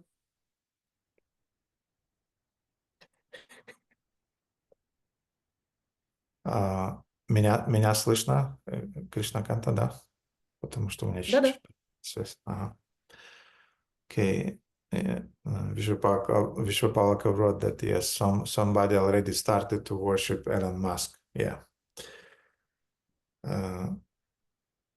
So Ekatattva Abhyas means you have one guru, worship your guru. Эка татва абьяс. У вас есть гуру, поклоняйтесь только своему гуру. We have Parameshvara, Shri Krishna. He's the Supreme Lord. Worship the Supreme Lord. У нас есть Парамешвара, Шри Кришна, Верховный Господь, поклоняйтесь Верховному Господу. And we have the best mantra, which is called Maha Mantra. We should worship the Maha Mantra, Hare Krishna Maha Mantra. У нас есть лучшая мантра, Маха-мантра. Мы должны поклоняться Маха-мантре, Харе Кришна-мантре. Recently, somebody was giving some arguments that Lord Chaitanya wasn't chanting Hare Krishna mantra. Кто-то недавно спорил о том, что Господь Чайтанья не воспевал Маха-мантру. Sorry, dear Prabhu, but you haven't read neither Chaitanya Charitamrita nor Chaitanya Bhagavatam. Но, извини, дорогой Прабhu, ты не прочитал ни Чайтанью Чаринамриту, ни Chaitanya Bhagavatam, Чайтанья Бхагават, where the Hare Krishna Maha Mantra appears quite a few times in both of these books. где Харе Кришна Махамантра появляется довольно часто в этих описаниях. Mhm. And this Ekatattva Abhyas, or concentration on one truth, one path, also means И также Эка-татва абьяс, исследование на одном принципе, также означает Guru Karan, which means I learn only from my spiritual master. гуру карана, что означает, что я учусь только у своего духовного учителя. I'll give up my independence and I'll stick to the teachings of my spiritual master. Я оставлю свою независимость, и я буду следовать учениям своего духовного учителя. Again, like Radhisham Prabhu remembers И Радхишьям Прабhu помнит, that once he asked Radhanath Swami однажды он спросил Радханатха с вами, that Maharaj, I'll not be able to ask you directly some questions that I have, especially during the time when you are absent, when you are traveling around the globe. Махарадж, я не смогу вам задать какие-то вопросы лично, особенно когда вы будете путешествовать по миру. What shall I do in those situations when I would need some answers from you? Что я должен буду делать, когда мне нужно получить от вас какие-то ответы? And Radhanath Swami gave a brilliant answer. И Радханат с вами дал гениальный ответ. He said Он сказал, that if previously you got, for example, 4 instructions from me and you followed them, что если прежде ты получил от меня 4 инструкции, наставления и следовал этим наставлениям, then when you'll confront with the 5th situation, just because previous 4 times you followed my instruction, you'll intuitively know what to do in this 5th situation now. и благодаря тому, что ты ранее следовал тем 4 наставлениям, которые ты получил от меня, ты автоматически выберешь правильное решение для того, чтобы следовать в случае этой 5-й ситуации. So in other words, a disciple who is used to follow Guru's instruction one after another, sometimes when he'll not be sure, he'll still be inclined to do the right thing. Just why? Because he's Guru Karan, he's following. И таким образом ученик, который привык следовать наставлениям своего духовного учителя, одно наставление за другим приводит в действие, он будет автоматически склонен по своей природе выбирать в случаях сомнения именно то решение, которое было бы правильным, так, если бы он посоветовался со своим духовным учителем напрямую. So Guru Karan means to remain chaste to your Guru and to follow exactly his instructions, only his instructions. Так, гуру каран означает быть верным, целомудренным по отношению к своему учителю и исполнять только его наставления. Okay, dear devotees, do you have power of concentration? Because I can go on, but I don't know about you. If you want, we can go on. If not, we can leave it for the next time, next verses. If maybe you have questions, what should we do? Shall I go on, or you have some questions and you want to discuss something? Дорогие преданные, мне нужно понять, насколько у вас осталось много внимания и концентрации, потому что я могу продолжать еще долго, но мне нужно понять, состояние ли вы продолжать слушать мою лекцию. Мы можем с вами сейчас начать задать вопросы и остановиться на этом, или мы можем с вами дальше продолжать. Как вы чувствуете? Any opinions? Any ideas? Какие-то мнения, идеи? Okay, I can see two raised hands, so we have two questions at Так, least. я вижу 2 поднятых руки, у нас 2 вопроса. We have 3, 4. 3, 4. Usually takes times to respond to questions. 5. Okay, then I'll mark the verse where we are reading for the next time. Тогда я помечаю стих, на котором мы остановились для следующего раза. And we'll continue next time. И мы продолжим с вами в следующий раз.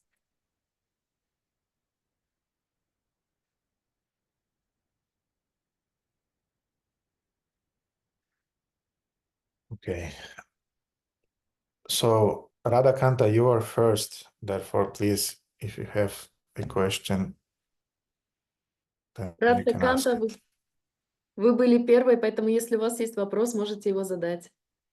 Хари Кришна, дорогой Гурудев, примите, пожалуйста, мои поклоны. Слава Шри Прабхупаде, слава вам. Спасибо большое за восхитительную лекцию. У меня 3 вопроса, короткие. 2 из них про алтарь. Первое, мы должны поклоняться тому изображению на алтаре, которое у нас есть. И стандартное, если нет божеств, изображение, алтаря ISKCON, оно стандартное. Как быть, если это изображение, на нем сознание не фиксируется, а фиксируется на другом изображении Рады Кришны? Можно ли тогда, согласно тому, что вы сказали, взять это изображение и поменять его? Вот первый вопрос. Хари Кришна. So the first question is about the picture of the deity, because we have standard altar with a standard изображение. Picture. With the standard picture of the deities, what to do if mind is not concentrating on this concrete picture and it's jumping from one to another? Can we change it in this situation? I strongly recommend to devotees to put those pictures on the altar that really are attractive to you. Я очень четко рекомендую преданным ставить на алтарь те изображения, которые вас привлекают.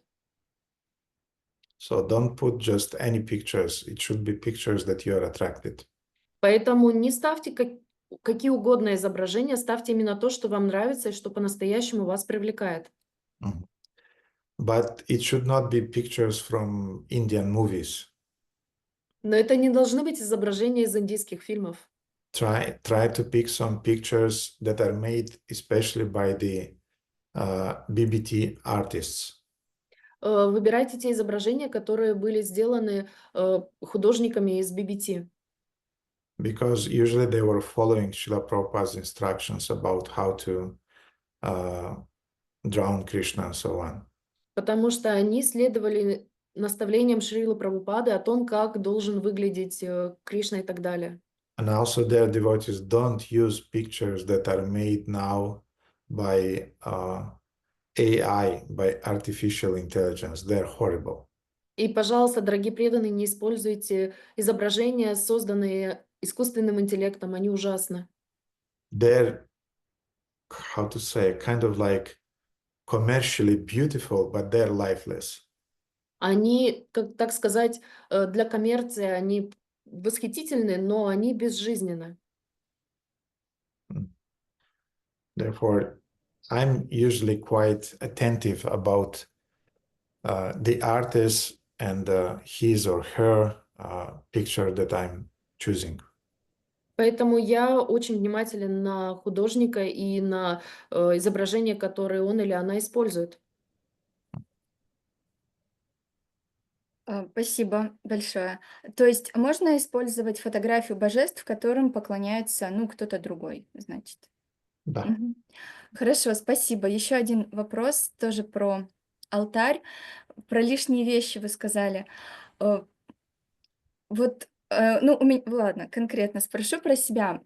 Вот у меня на алтаре однажды мне подарили там сережку из майпурского храма Шримати Радарани, потом привезли камушек с Варшаны, потом через 3 года еще один камушек с Варшаны, потом сказали, наклейте ему глазки, глазки клеить я не стала, но просто вот камушки лежат.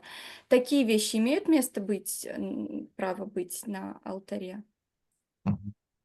Mataji received some gifts, and Gurudev told about the altar, and it has to be.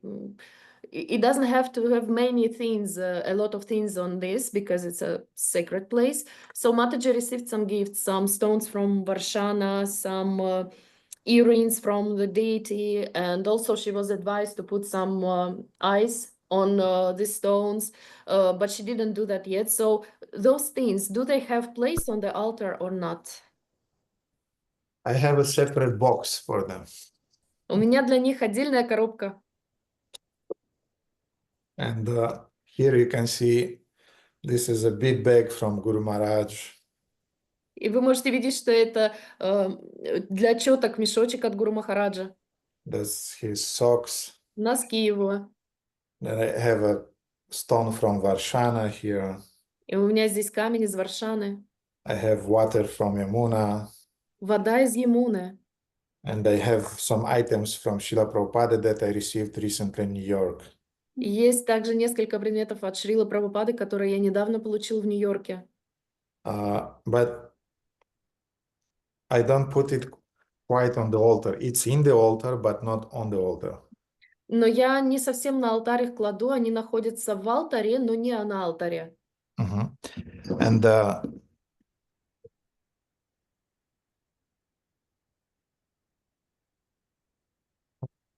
you can have the altar, and you can keep a small box nearby the altar where you can put all those things.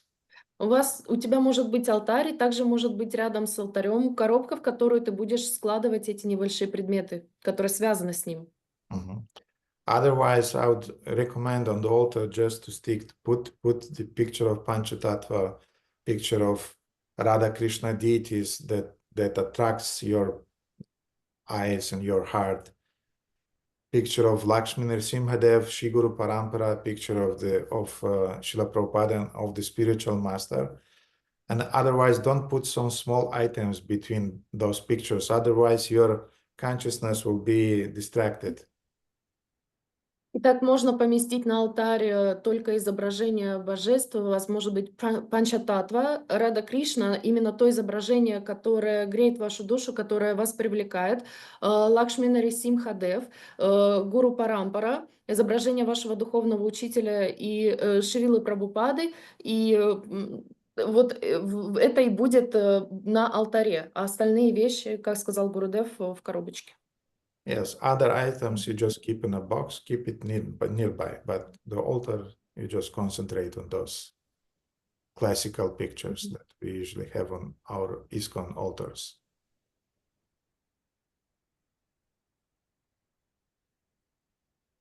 Спасибо. Что не так? Я ждала перевод. Это то, что я повторила. То есть классические изображения, которые есть на алтаре, и остальные маленькие вещи, типа камней и сережек, складываем в коробочку и рядом с алтарем в этой коробочке держим. Спасибо, Гурудев. Еще маленький вопрос, тоже сейчас про алтарь появился. Если Туласи Махарани нету как дерева, видела у преданных у кого-то изображение фотографии Туласи, дерева, а у кого-то Вринда Деви. Во-первых, нужно ли, если нету Туласи в доме, нужно ли это изображение помещать на алтарь? И если да, то какое? Фотографию или рисованное изображение Вринда Деви? The question is about Tulasi. If we don't have the plant itself at our house, should we put on the altar the picture of it? And actually, if we put the picture, should it be the photo of the plant itself, or it should be Vrinda Devi painted? And should it be put on altar or not? For now, I would recommend to you to put a picture of Tulasi Devi, not of Vrinda Devi. Сейчас, на настоящий момент, я бы рекомендовал тебе поставить фото Туласи Деви, а не Вринда Деви на алтарь. In 10, 15, 20 years, we'll we'll change it to Vrinda Devi. But for now, let it be Tulasi Devi. Через 10-15 лет мы поместим туда Вринда Деви, но сейчас достаточно Туласи Деви. Я поняла. Спасибо большое, Гурудев. И еще один вопрос, пожалуйста. Вы сказали, преданные должны есть только прасад, это очевидно. А прасад Кришна принимает сначала это бхога, и как и все у нас, бхога может быть разного уровня, там, из магазина или то, что приготовлено. И вопрос, как понять, в какой момент уже нужно ужесточать стандарты, и, например, уже хлеб из магазина неприемлем, либо печешь, либо не ешь. В какой момент? Это говорит духовный учитель в какой-то момент? Или как это понять, что пора уже что-то менять? We talked today about taking only prasadam, and bhoga for prasadam can be on different levels. It can be more pure, or it can be just bought from the shop. How do we distinguish the standard for the prasadam? If we still can buy it from the shop, or we can only eat bread if we cooked it, and who is establishing those standards? Should you hear it from your guru, or should you consider it yourself? I think you should try to be reasonable, independent in your feelings of when and what standards start to follow. Я думаю, что ты должна быть очень благоразумной и видеть по времени, месту и обстоятельствам, чувствовать свое состояние, насколько ты можешь повысить стандарты и следовать им. Sometimes devotees don't have the possibility to make their own bread, and they have to buy it from the shops. Иногда у преданных нет возможности готовить свой собственный хлеб, и они должны покупать его в магазине. This is, of course, not the best bread, but still it can be offered to Panchatattva in the home. Это не самый лучший хлеб, но он все же может быть предложен панчататве дома. I remember in 90s we were taught that if you are buying such kind of bread, you can still put it over the fire for a few minutes and in a kind of like purify it. В 90-х нам говорили, что когда вы покупаете такой хлеб, вы можете подержать его над огнем несколько секунд, таким образом очистить его. Anyway, but what I want to say that we have in some circumstances, sometimes we have the situation when we don't have the time to cook, for example, the bread, yes, and then we have to buy it. Но что я хочу сказать, что в определенных обстоятельствах и условиях у нас нет возможности купить хлеб, и тогда мы просто покупаем его. And you cannot offer it to Radha Krishna deities, but you can offer it at home to your Panchatattva pictures. Вы не можете предложить его изображением Радха Кришны, но вы можете предложить его изображению Панчататвы. And maybe first 5 years of my Krishna consciousness, I was eating the bread that I bought in the shops. Of course, I was offering it, and I was taking it. Первые 5 лет своего сознания Кришны я потреблял магазинный хлеб, я его покупал, но, разумеется, я его предлагал на алтаре. But then I decided that it's time now to change this standard, and Moksharupa started, Guru Mata started to cook, and she's doing the best bread ever. I mean, she really knows how to make very, very tasty bread. And we have the standard that we never buy bread in the shop. И после этого, через 5 лет, я решил, что теперь настало время повысить этот стандарт. И Мокшарупа Гурумата начала готовить хлеб, и она действительно в этом разбирается. Она знает, как приготовить по-настоящему вкусный, у нее самый лучший хлеб. И поэтому мы не покупаем магазинный. Мы с тех пор, у нас стандарт, что мы не едим хлеб из магазина, мы печем свой. Then in time, sometimes I was invited to devotees' home. И иногда я был приглашен в дома преданных. And devotees were playing with those beer without alcohol. И преданные играли с этим пивом безалкогольным. And in time, I decided that, okay, this is not for me anymore. И со временем я решил, что вот это уже не для меня. Then the most tough for me was, I'm not eating chocolate. This is a really tough one. И у меня были и другие вещи, как, например, больше не есть шоколад. Вот это было самым сложным. Sometimes, rarely, when devotees are giving it to me, or when I'm at somebody's house, or when I'm really depressed, I need something. Иногда, очень редко, когда преданные мне предлагают, будучи у них в доме в гостях, они предлагают мне шоколад, или когда я по-настоящему нахожусь в какой-то депрессии, тогда это просто необходимо. Well, I'm not saying that I'm into depressions, but sometimes I feel that, okay, I just need a piece of it, and that's it. Не могу сказать, что я постоянно нахожусь в депрессивном состоянии, но когда я подавлен, я думаю, так, все, настал момент, теперь мне нужен кусочек шоколадки. But I'm not exaggerating with it. Но я этим не злоупотребляю. I'm not eating it daily, Я ежедневно его не ем. and even weekly or monthly. Даже каждую неделю или каждый месяц я его не ем. It's a rare thing. Это действительно редкая вещь. And I'm trying to keep things in a way that I will eat only sattvic foods. Я стараюсь организовывать вещи таким образом, что я ем только сатвическую пищу. So it came like an inner feeling that it's time. Это пришло как внутреннее ощущение, что теперь пора. Mhm. And you'll have your own inner schedule of deciding when it's time to renounce that or this thing and so on.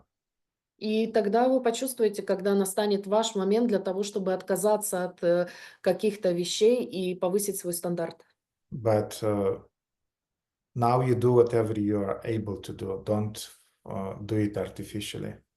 Но сейчас нужно делать то, что вы можете позволить себе делать, не делайте это искусственно. But at the same time, you should know the standards and step by step go in that direction. Но в то же время вы должны знать стандарты и постепенно, шаг за шагом двигаться в этом направлении. I renounce soya also. I'm not eating soya. I mean, those soya products, they're heavy for me. Я также отказался от сои. Соевые продукты, они слишком тяжелы для меня. Mhm.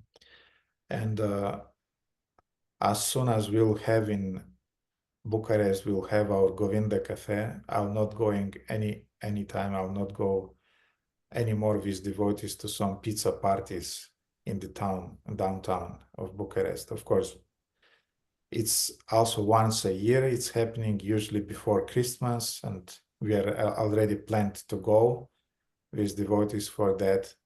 But I mean, I'm not doing it regularly. It will be just once a year, and as soon as we will have a Govinda restaurant, finish with that also. И как только у нас появится в Бухаресте ресторан Говинда, я точно так же перестану ходить с преданными в кафе или пиццерии. Сейчас это еще происходит, и мы уже запланировали поход в ресторан с преданными, но это перед Новым годом, и это происходит раз в год. Но как только у нас появится собственное заведение, мы туда больше ходить не будем, потому что это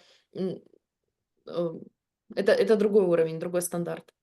For me, it's a way to spend some time with devotees, and we don't have yet a facility to do it in a Govinda Sattvic restaurant, but for me, it's a way of keeping in touch with devotees. And otherwise, I want to say that these standards should be followed naturally. Don't force it, and it will come. You have to have your own inner feelings when the time is coming for what steps to do. Для меня это является способом провести время с преданными, пообщаться с ними. И пока что у нас нет возможности провести это сатвическим образом в ресторане Говинда. Но когда наступает время и ощущение, что эти стандарты можно повысить и можно принимать только сатвическую пищу, которую вы почувствуете, тогда это нужно делать. Спасибо огромное, дорогой Гурудев. Я поняла. Спасибо. Харе Кришна. Krishna. Yamuna. Yamuna младшая. Харе Кришна, дорогой Гурудев, дорогие преданные, примите, пожалуйста, мои поклоны, вся слава Шриле Прабхупаде. Спасибо вам большое за лекцию, очень вдохновляющая, очень рада всех видеть. У меня такой вопрос. Почему не приходит вера в то, что Кришна защищает, и что с этим делать? Вот, потому что на каком-то базовом уровне, ну, такое внешнее, то есть, как сказать, заставляешь себя, да, думать, что ну да, вот за все приходит там благодарности, Кришне спасибо. Ну и действительно, да, там я понимаю, что даже то, что вот я встретила духовного учителя, у меня есть общение с духовными братьями, сестрами, это большой подарок Кришны, ну и он меня таким образом тоже защищает. Но внутри, я не чувствую вот именно вот этой внутренней настоящей веры в то, что это, ну, приходит, что это есть. Я не чувствую какой-то вот этой вот, как сказать, такой связи, ну, как бы тонкой. То есть она в какой-то момент она прям проявляется, и ты такой: "Да, все, что у меня есть, вообще спасибо". Я прям чувствую, что, то есть как-то без привязанности относишься и действительно за все благодаришь.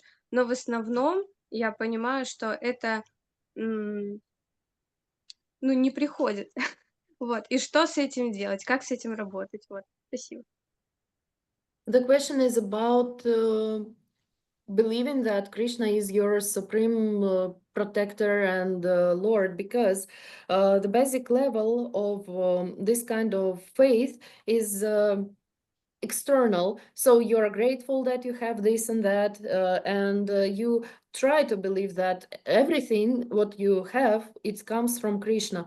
For example, right now Mataji have met her spiritual teacher, and she also have communication with her spiritual brothers and sisters, and somehow she understands that those things were through the grace of Krishna, but at the same time she doesn't feel this very subtle, very thin connection with Krishna, after which she could say that actually what she has, it actually came from him, and she is fully, wholeheartedly is grateful. So what to do with this feeling that has not come yet, that he is my all, one and only, and he is my supreme protector? I want to say that sometimes I had this feeling in my life Я хочу сказать, что иногда у меня в жизни было такое ощущение, that Krishna left me and I was walking alone. что Кришна меня оставил, и я шел в одиночестве. But then after some time, in retrospective, I could understand that actually Krishna was really, really protecting me like anything. Но потом, после этого, ретроспективно оглядываясь на ситуацию, я мог сказать, что именно в тот момент Кришна защищал меня как никогда раньше. So seems to be that since we are covered by the modes of material nature, sometimes we are feeling Krishna's presence and sometimes we are not. И судя по всему, когда мы находимся когда мы живем этой жизнью, нас покрывают гуны материальной природы, и мы не в состоянии увидеть, насколько сильно защищает и помогает нам Кришна. It's like a piece of iron which is covered by rust. It cannot be attached to a magnet. Это как кусок металла, покрытый ржавчиной, который не может присоединиться к магниту, прикрепиться. So the purer our consciousness is, the more we are feeling Krishna's presence in our life. И чем больше наше сознание очищается, тем больше мы чувствуем присутствие Кришны в своей жизни. And now on the level of anishtata bhakti or unsteady devotion, our consciousness is fluctuating. И сейчас на уровне аништата бхакти или преданный, который еще находится в смятении, невозможно почувствовать полноценно присутствие Кришны. На уровне неустойчивого преданного служения. Therefore, sometimes we are feeling, sometimes we don't. Поэтому иногда мы чувствуем, иногда нет. But for that we need to have faith. Но для этого у нас должна быть вера. Faith means that I go on doing the right thing. I feel it, I don't feel it, but I do the things that should be done in my life as a life of a devotee. И это означает делать правильные вещи, вне зависимости от того, чувствуешь ли ты, что их хочешь делать, или не чувствуешь, что ты хочешь это делать, желания у тебя нет. Но ты их делаешь, потому что именно это приведет тебя к очищению ума и к возвышенному сознанию о Кришне. And also, I would add to that we have every devotee should work on developing his inner prayerful life. Еще я хочу добавить, что каждый преданный должен прогрессировать в своих внутренних молитвах, искренних общении с Кришной. Mhm.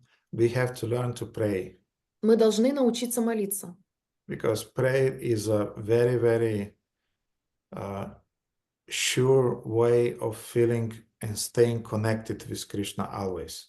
потому что молитва — это самый надежный способ и верный, чтобы почувствовать эту связь с Кришной. Mhm. Prayers doesn't have to be very long. They can be short prayers. А молитвы не должны быть обязательно длинными, они могут быть короткими. But those short prayers, they immediately focus our attention on Krishna and we feel a response from him. Но эти короткие молитвы, они концентрируют наш ум на Кришне, и мы немедленно чувствуем ответ от Него. Mhm.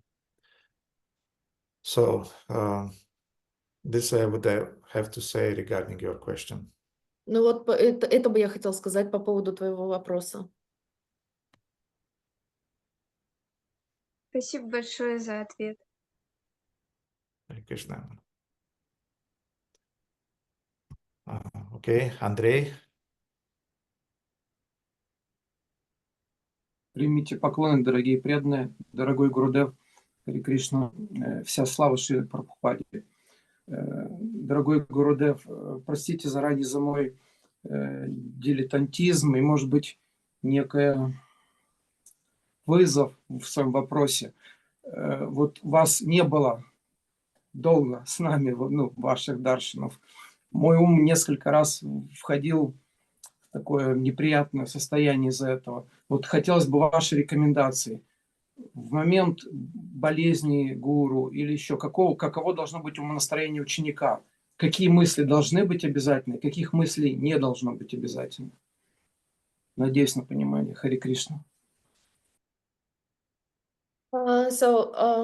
Gurudev was absent for a while, and Prabhu had some mind speculations and thoughts, and he wanted to ask what is the appropriate state of mind of a disciple when he doesn't receive darshan of his guru, or when guru is sick, or when we have to stay one-on-one with our not so elevated thoughts. What thoughts should be there, what thoughts we should avoid and forbid our mind to think of them. In our Vaishnava culture, actually, this is a very, very good question. So don't feel uneasy regarding it. На самом деле это очень важный вопрос, поэтому ты не должен чувствовать себя обремененным, когда ты пытаешься такие вопросы задавать. And where is Andrei? Because he disappeared from the screen. Well, I see him. Okay.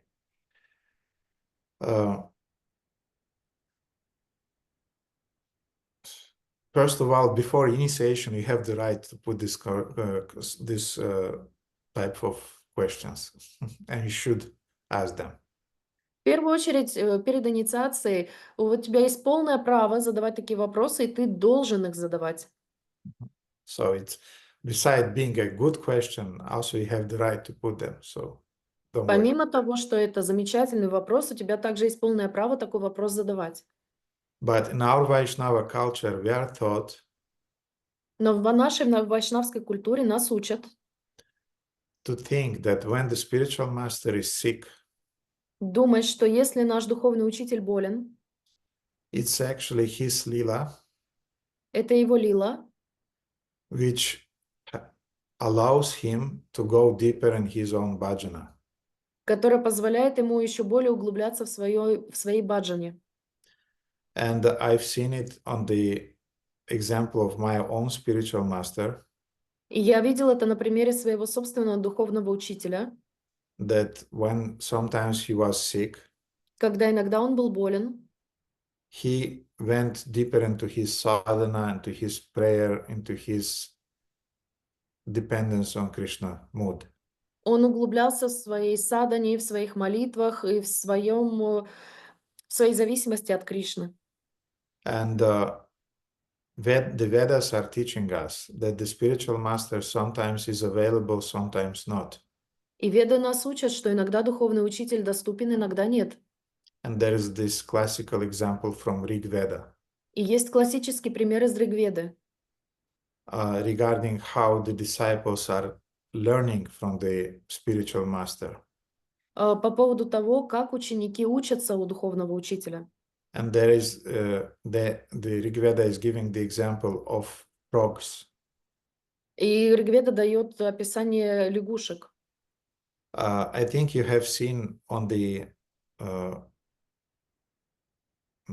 shore of a lake, sometimes, especially after the rain, Я думаю, что вы видели на берегу How озера, the особенно frogs- после дождя, how the frogs, there is a special word in English, I don't remember it, but the frogs are singing.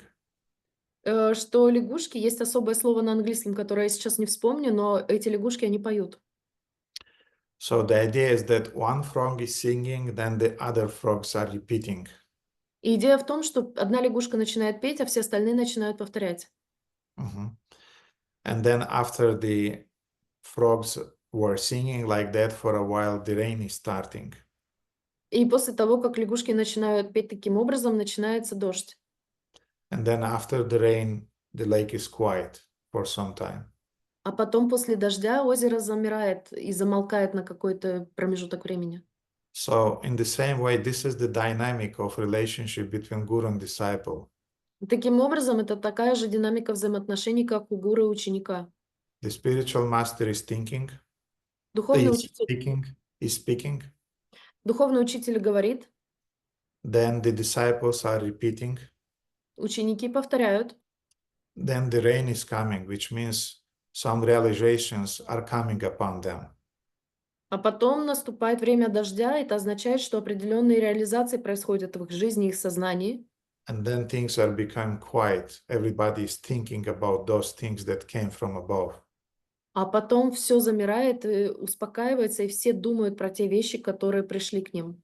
Mhm. So this is one thing that I would like to say. Это первое, что я хотел бы сказать. Another thing that I would like openly to express to devotees.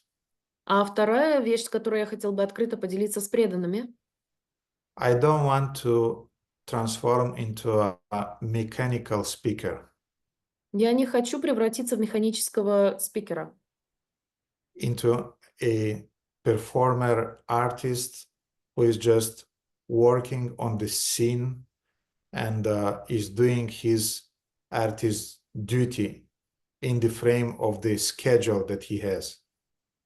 в какого-то выступающего артиста, который постоянно выступает на сцене и пытается сделать свое шоу еще более лучше. And you know, artists sometimes they have the contract and they have to sing. They feel horrible, but they have to sing. And they have to sing to smile, they have to perform and so on, you know. Вы знаете, у артистов есть договора заключенные, из-за которых они должны петь, даже когда они чувствуют себя ужасно. Они должны выступать на сцене, они должны улыбаться, несмотря на свое состояние. So sometimes when I'm feeling this inner feeling that, how to say, that it transforms into something mechanical, I don't want to be false. I want to be natural. I want to share with you my spiritual energy that I'm getting it from my spiritual master at those times when I feel that I can do it in a true way. И поэтому я не хочу становиться механическим, делающим повторяющиеся движения, потому что я хочу делиться с вами из своего сердца, из своего духовного опыта, который я получаю, в свою очередь, от своего духовного учителя, его духовную энергию, которой я потом делюсь с вами. И в тот момент, когда я чувствую, что я не в состоянии или не способен поделиться с вами такой энергией, я отступаю для того, чтобы потом вновь, когда я нахожусь в состоянии ресурса, дать вам этой энергии больше. And you, as disciples, you should be very, very careful, И вы, как ученики, вы должны быть очень-очень осторожны. because sometimes we have this mood of exploiting our spiritual master. Потому что у нас иногда появляется это умонастроение эксплуатировать нашего духовного учителя. We are like people who are receiving from a rich man, we are receiving some donations, Мы как люди, которые нищие, которые получают какие-то пожертвования от богатого человека. let's say we are receiving daily 10 euros from somebody. Например, скажем, мы получаем 10 евро от кого-то. We are beggars, we don't have anything, but we receive those 10 euros daily. Мы попрошайки, у нас ничего нет, но мы получаем ежедневно эти 10 евро. And at some point, the person, charitable person who was offering us those 10 euros, he was giving us 8 euros. И в какой-то момент тот человек, который нам давал 10 евро ежедневно, стал давать нам 8 евро. And if at that moment we start to, how to say, to express our frustration that it should be 10 euros, not 8, И когда мы в какой-то момент проявляем свое расстройство, неблагодарность, что должно быть не... Почему 8 евро, должно быть 10? it means that we are kritagya, we are ungrateful. Это означает, что мы неблагодарны. So two things, the spiritual master is not a performer. Итак, две вещи. Первое. Духовный учитель, он не артист, он не выступающий. If he feels that he wants to share, he is sharing. Если он чувствует, что он хочет чем-то поделиться, он этим делится. If he feels that he wants to go deep into his bhajana and to make a pause, he is doing that.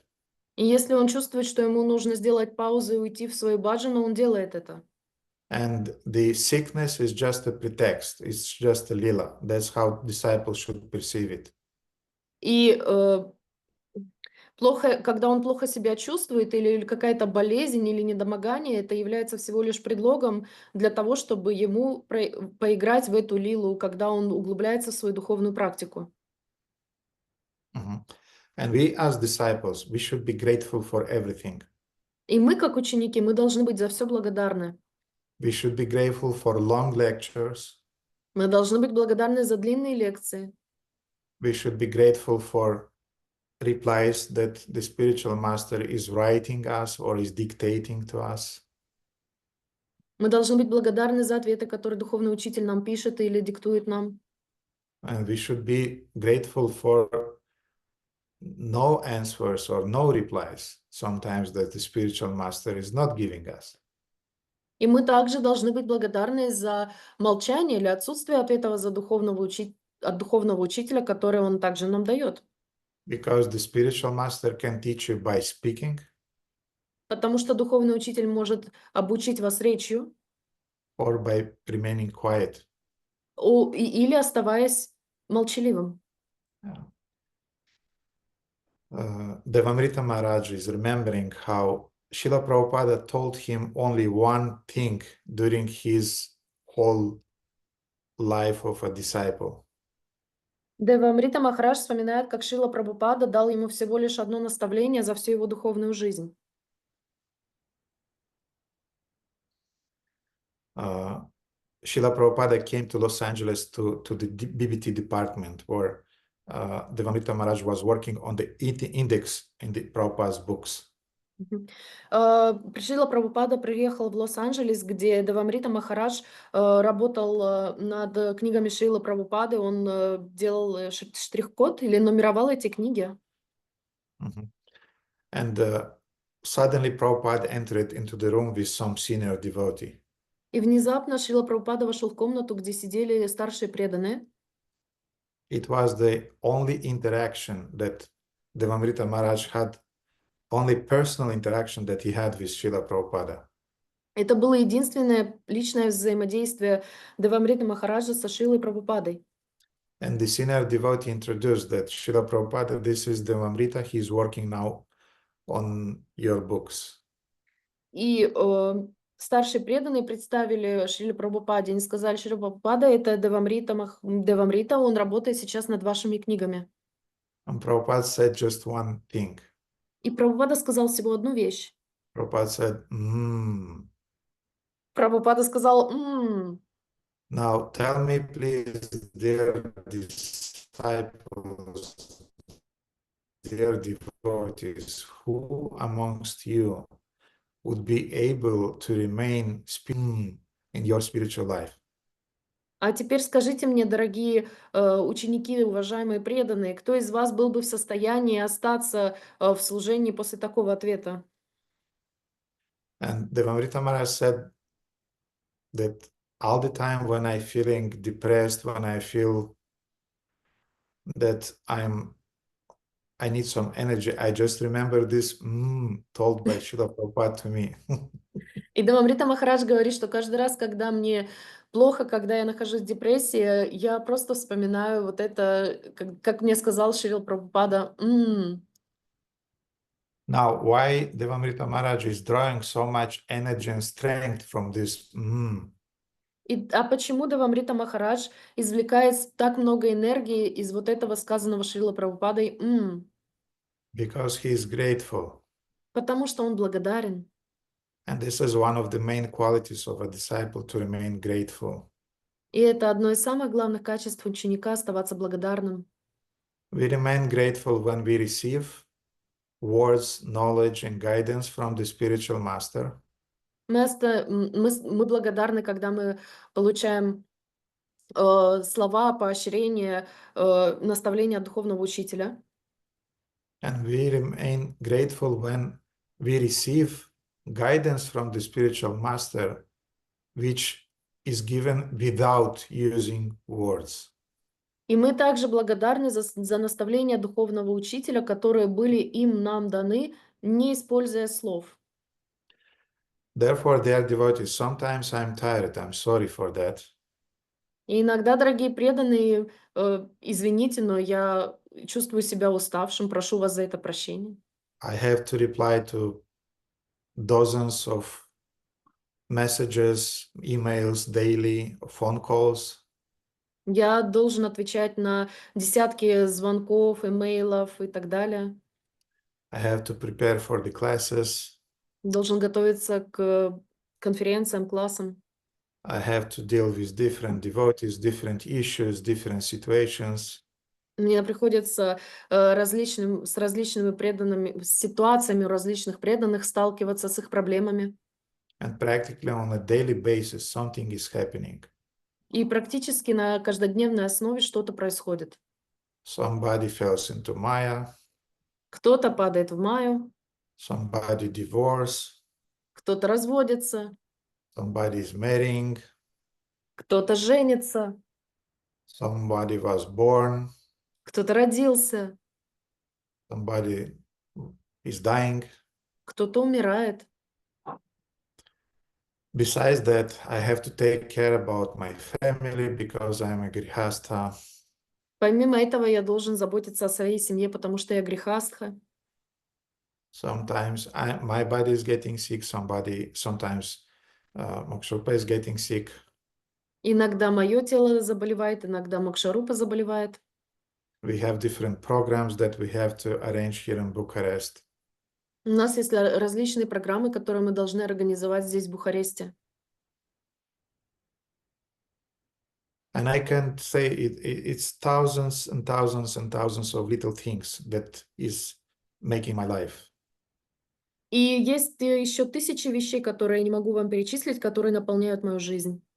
And this is drowning energy. И все это требует затратов энергии. Especially the situation when devotees are quarreling amongst themselves and when they are feeling some spiritual difficulties. Особенно, когда преданные ругаются между собой или когда они проходят через какие-то духовные проблемы, препятствия. And my Guru Maharaj, he warned me. И мой Гуру Махарадж, он предупредил меня. He said that if you allow yourself to stay too much in contact with the miseries of your disciples, you'll become miserable.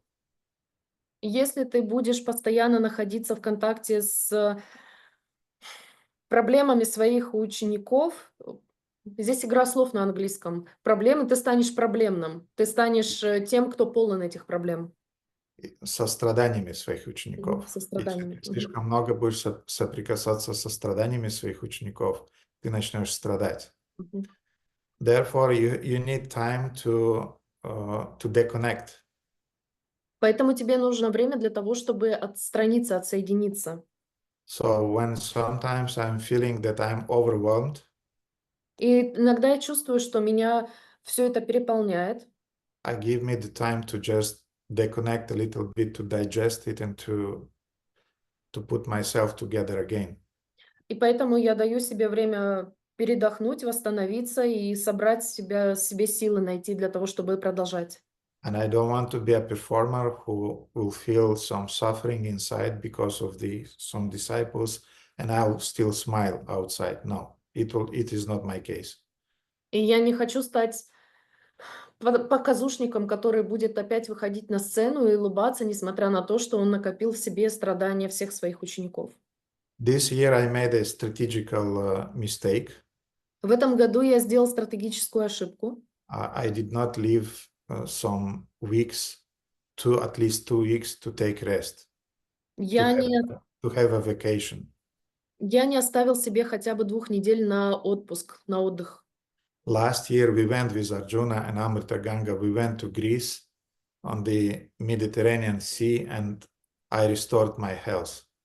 В прошлом году мы с Арджуной и с Амрита Гангой поехали в Грецию, и я на Средиземное море, я восстановил свое здоровье. But this year everything was so tight that we did not have time for a pause. Но в этом году все было настолько плотно, что мы не имели возможности сделать эту паузу. And therefore now I feel the consequences. И теперь я чувствую последствия.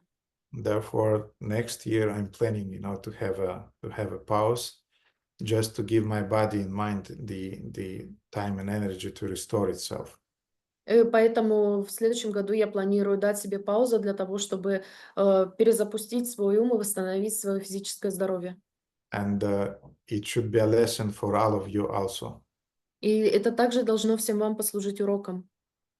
That you have to give yourself time to restore yourself and to take rest, sufficient rest. Что вы должны, каждый из вас, вовремя брать паузу и восстанавливаться. So these are a few thoughts regarding your important question, Andrei. Thank you for it. И поэтому это некоторые мысли по поводу очень важного вопроса, который ты задал, Андрей. Спасибо тебе за него большое. Дорогой Гурудев, спасибо большое. Мой ум спокоен. Харе Кришна. Hare Krishna. So you should be sure that when I'm making this pause, I'm not watching movies. Вы должны быть уверены, что когда я делаю такого рода паузы, я не смотрю кино. No, I'm reading more, I'm changing my rounds, I'm listening more, and I'm spending more time in contemplating things. Я больше читаю кругов, я больше читаю книг, я больше наблюдаю, созерцаю определенные вещи, погружаюсь в себя. And you should do the same when you feel that you need it. И вы должны поступать таким же образом, когда вы чувствуете, что вам это необходимо.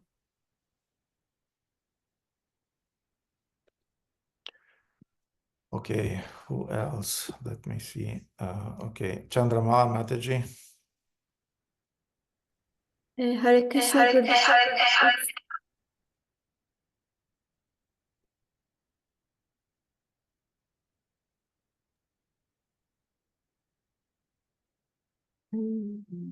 Sorry, I have 2 devices. I will leave this one. Sorry. Please accept my humble obeisances. All glories to Srila Prabhupada. All glories to you. Thank you so much for this wonderful class. It was very, very nice, as always. And there are so many beautiful points for me, like the sadhana is begging mercy, that we need invitation for the party of Krishna, and many more important points and beautiful points. I have a question that remember means for us to remember the form of the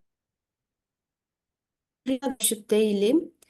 Can you elaborate this also about reading the Shastra and reading the Leelas of Krishna? Can you also distinguish this, remembering the Leelas of Krishna that we read from Srimad Bhagavatam, for example, and also remembering our deity?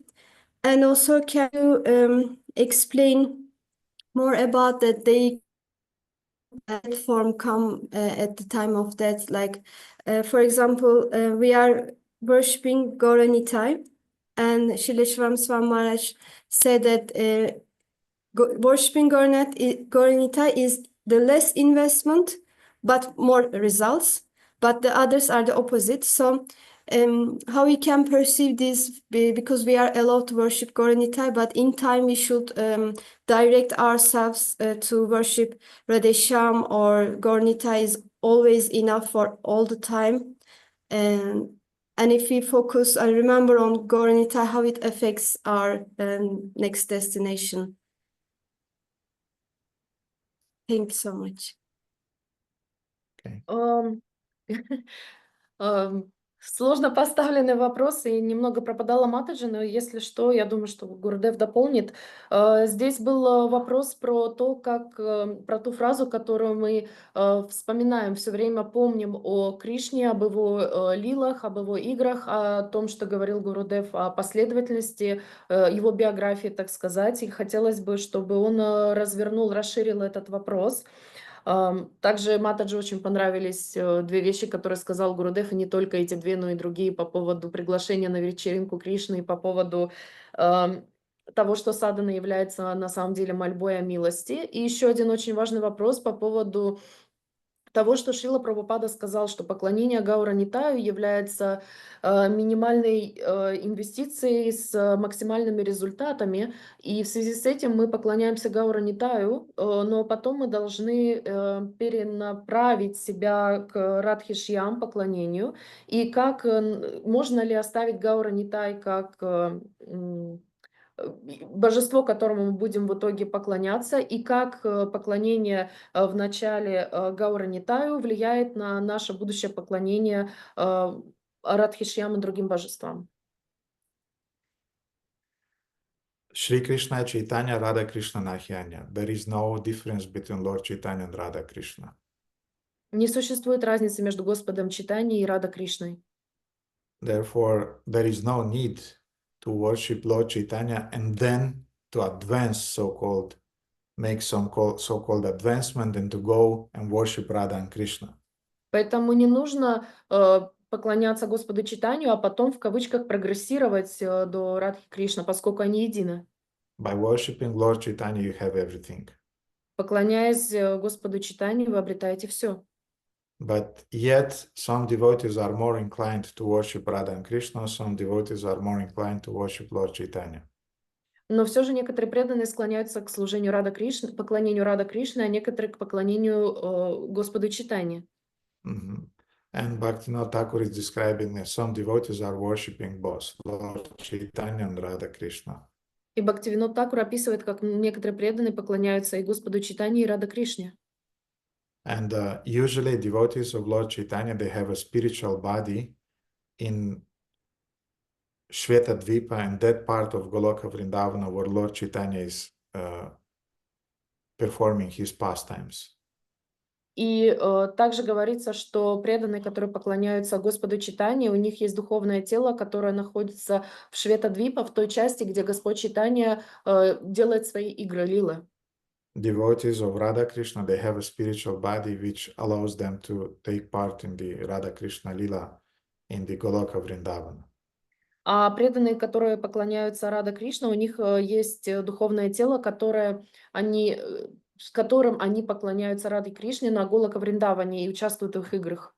And if devotees are attached to both Radha Krishna and Lord Chaitanya, they have two spiritual bodies which simultaneously take part in both leelas.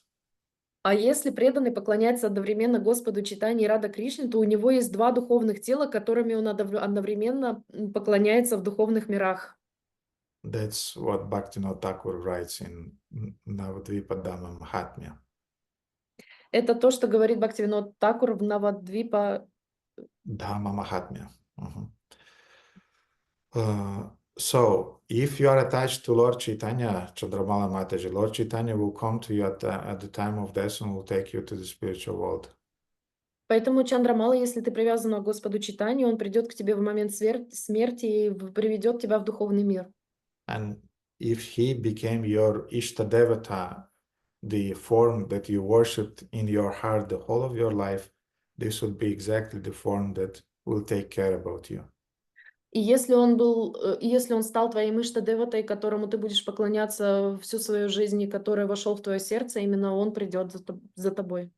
If it was Radha Krishna, then Radha Krishna is coming. А если это были Рада Кришна, то Рада Кришна придет. That's what I heard from senior devotees many times, not just once. Это то, что я слышала от старших преданных много раз, не только однажды. Anything else on that? Что-нибудь еще по этому поводу? If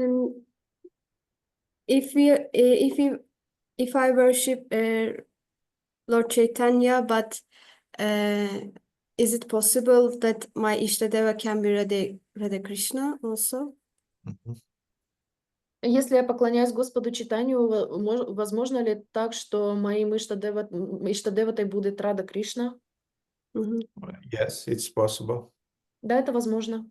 You have some Gaurnitai deities on your altar. Yes, you have some Gaurnitai deities on your altar.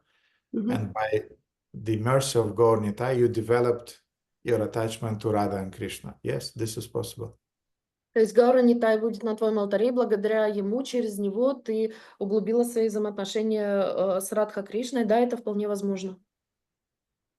And for remember the form we worship, can you elaborate this in a daily basis, in a practical way? Of course, when we cook, we think on them to offer food. And when we chant, if we sit in front of them, we remember them. And that kind of things you mentioned, you mean. И можно еще поговорить о практическом применении этой фразы, о том, чтобы всегда помнить о поклонении Господу Кришне. То есть, когда мы готовим, мы все время в уме держим божество, когда мы читаем круги, мы делаем это перед алтарем, и другие такие практические вещи, которые вы уже некоторые из них упоминали.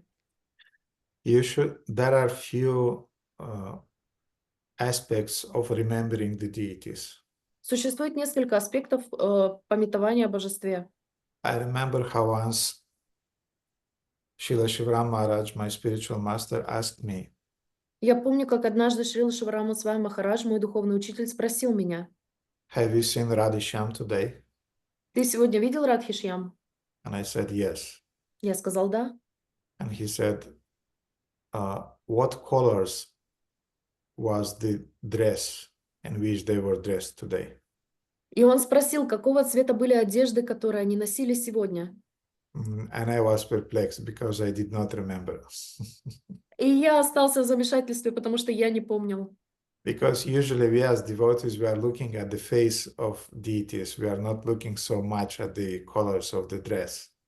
Потому что мы, как преданные, мы смотрим на лицо божества, мы не смотрим, в какие одежды оно одето, какого цвета. At least this is the man's mentality. I don't know about women, but the men, that's definitely our case. По крайней мере, это мужской менталитет. Я не знаю по поводу женщин, возможно, они замечают, но мужчины точно не замечают этого. So we as devotees, we have to learn to see the colors of the dress of the deities, to see all the ornaments and so on, little details. We have our eyes should start to see those things. И мы, как преданные, должны научиться замечать детали, какого цвета одежда, как одеты, какие украшения на божествах. Мы, как преданные, должны в себе развивать это чувство.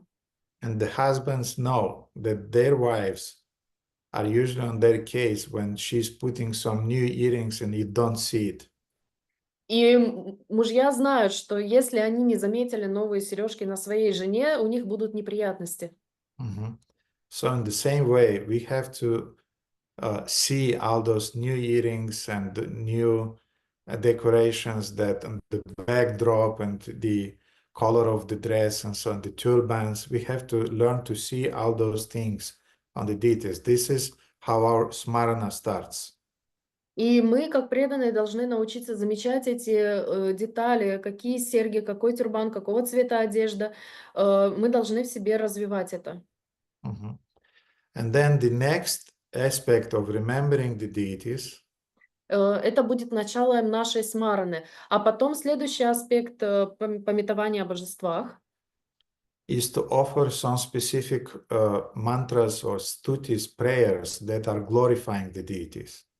И следующим этапом будет предложение определенных мантр или молитв в струте, которые мы дарим божествам. And Brahma Samhita is an example of those prayers.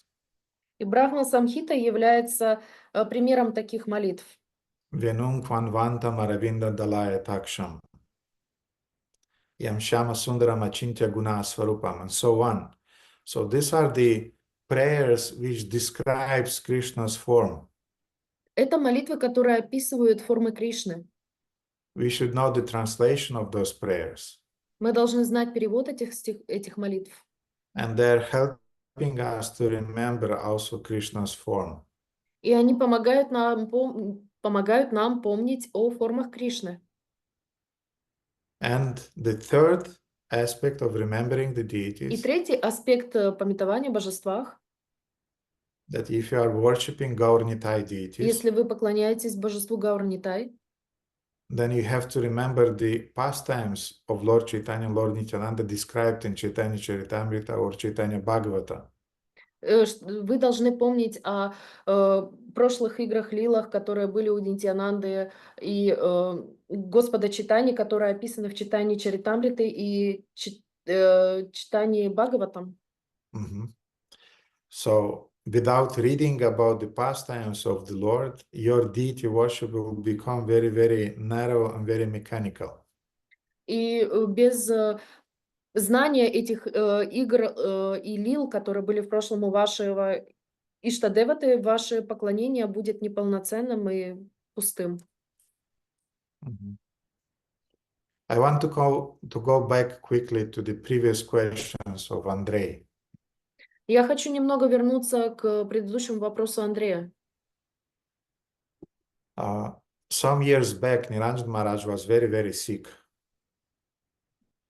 Несколько лет назад Ниранджана Свами Махарадж был очень болен. Не несколько, а много лет назад. It was maybe 15 years back. Много лет назад, это было примерно 15 лет назад. And he stayed in New Vrajadam along with Srila Shivaram Swami Maharaj. My Gurudev.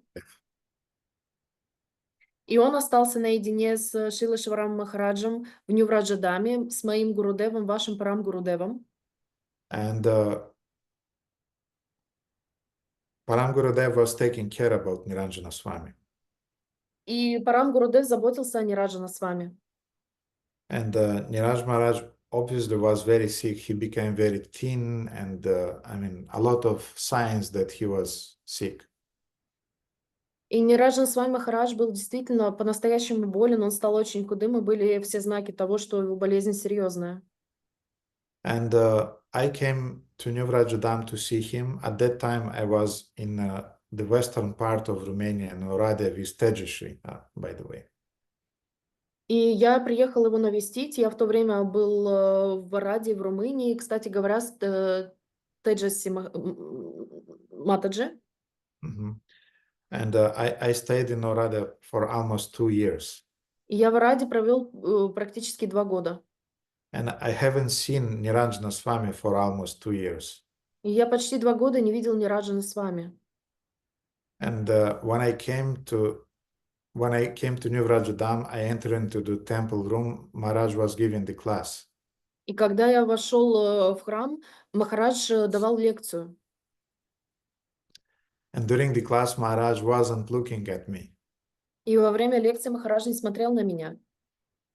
And I understood that he wasn't so happy that I left Ukraine and I went to Romania. И я понял, что он не очень доволен тем, что я покинул Украину и поехал в Румынию. But anyway, I missed him so much. Но в любом случае, я так сильно по нему скучал. And when he finished the class, the first thing he did, he stepped out of his Vyasasana and went straight to me. И первое, что он сделал после того, как закончилась лекция, он встал со своей вьясасаны и пошел прямо по направлению ко мне. And he very warmly embraced me. И очень тепло и нежно обнял меня. And like a child, I started to cry. Как ребенок я заплакал. And he said, "Oh, Radha Govinda, now I see the first signs of advancement. Finally, your stone heart started to cry." И он тогда сказал: «О, Рада Говинда, наконец-то я вижу какие-то признаки продвижения, роста. Твое каменное сердце наконец-то начало плакать». Anyway, we spent some time together. И в любом случае мы провели какое-то время вместе. And I asked him, "Maharaj, how are you doing? How is your health?" И я спросила у Махарадж: как вы поживаете, как ваше здоровье? And he said, "I have the best time nowadays." И он сказал: я сейчас проживаю свои лучшие дни. And I said, "Why?" И я спросил, почему? And he said, "You know how many shlokas I learned, how many bhajans by Bhaktivinoda Thakur I learned these days, because I don't have this headache of interacting with disciples."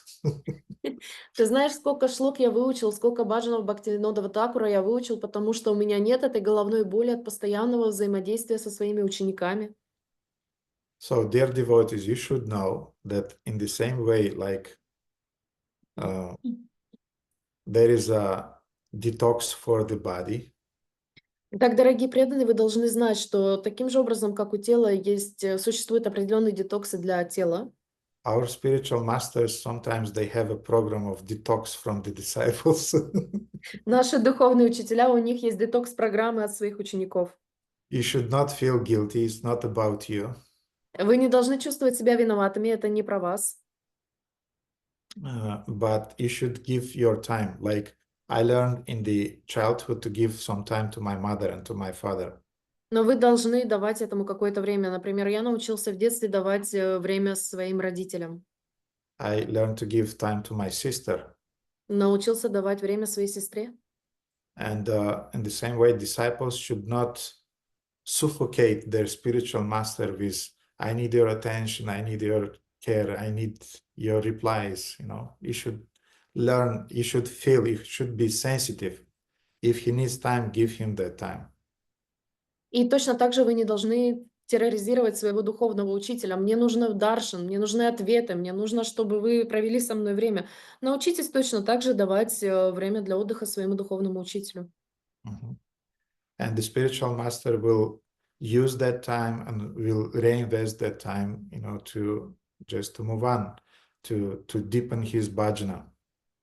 И духовный учитель будет использовать как следует это время для того, чтобы углубить свою садану баджаны, и для того, чтобы наполниться энергией, которую он снова реинвестирует в вас же.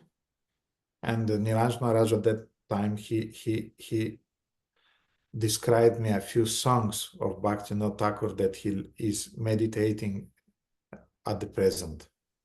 И Нираджан с вами Махарадж, он рассказал мне несколько стихов из баджанов Бхактивинода Thakura, которые он выучил и над которыми он глубоко медитировал. That's how I got to know those bhajans and how those bhajans, they're regularly becoming the bhajans that I'm not singing, but I'm saying in my prayers. И таким образом я узнала об этих баджанах, и я не пою их, но они постоянно являются частью моих молитв, когда это необходимо. So in the same way as the spiritual master is giving time to his disciples, Точно так же, как духовный учитель дает время своим ученикам. Sometimes disciples, they need some time to step away a little bit to regenerate himself. Иногда ученики должны отстраниться немного от духовного учителя для того, чтобы побыть с собой. The same way, the spiritual master have to have this detox time from disciples because Также this is not easy. точно так же духовный учитель, у него должна быть детокс-программа от своих учеников, потому что это совершенно нелегко.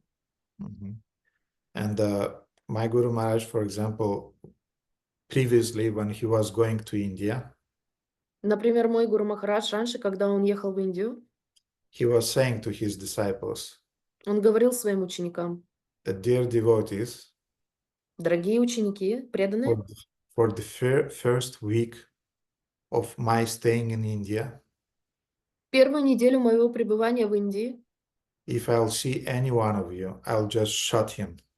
если я кого-то из вас увижу, я его просто пристрелю. So 1 week I need to not see any face of you, no one. Одну неделю я должен не видеть ни одно ваше лицо, никого из вас я видеть не должен. I'll wash my clothes myself, I'll cook myself, no one. I don't want to see anybody. Я сам буду стирать свою одежду, я сам буду готовить себе еду, я никого не хочу видеть. After 1 week, we'll go on the parikramas together and so on. А после этой недели мы вместе будем ходить на парикрамы и так далее. So, guru-disciple relationship is a dynamic that we have to understand, we have to know, we have to be prepared, and don't be sentimental about it, don't be scared, it's life. И динамика взаимоотношений гуру-ученика, гуру-ученик, она будет все время меняться, она будет об отдалении и приближении. Мы будем этому учиться, мы будем искать в этом баланс, и мы не должны совершенно бояться никакой из этих сторон, ни приближения, ни отдаления. You should not feel abandoned by the spiritual master during that time. Но вы не должны чувствовать себя покинутыми во время того, когда учитель отстраняется. You should meditate on the instructions of the spiritual master. Вы должны медитировать над наставлениями духовного учителя. And you should strengthen your faith in the spiritual master by meditating on the teachings that you received from him previously. И вы должны медитировать на наставления духовного учителя, которые вы получили от него ранее. Because finally, in the final end, our relationship with our guru is built on sound, on the instructions. Потому что в конце концов наши взаимоотношения с гуру, с духовным учителем построены на том, чтобы выполнять его наставления. Vani is superior to Vapu. Vani means instructions are superior to physical association. Вани являются выше, чем вапу, то есть наставления являются превыше, чем личное общение с наставником. Okay.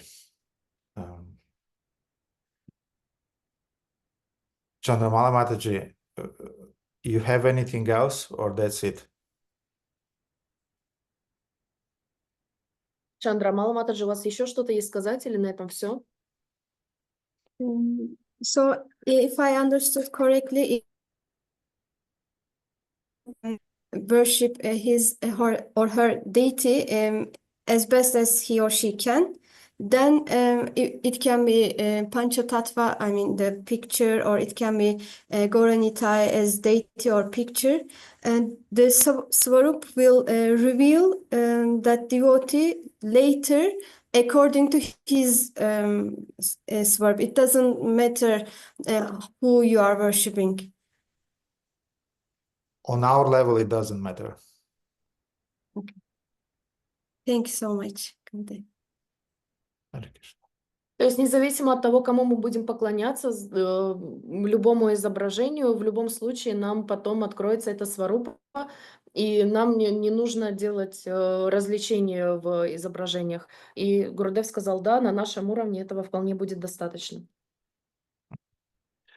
If happens that your Svarupa is connected with Radha Krishna and you now are worshipping Gauranitai, если так произошло, что ваша сварупа связана с Рада Кришной, и вы сейчас поклоняетесь Гауранитаю, you'll realize your Svarupa by the mercy of Gauranitai. вам придет сварупа через Гауранитая. But if your Svarupa is to be a devotee of Gaur Nitai, then you already are worshipping them. Но если ваш сварупа Гаур Нитай, то вы ему уже поклоняетесь. So when the time will come, don't worry, things will be revealed. Поэтому не волнуйтесь, когда время придет, все вам раскроется.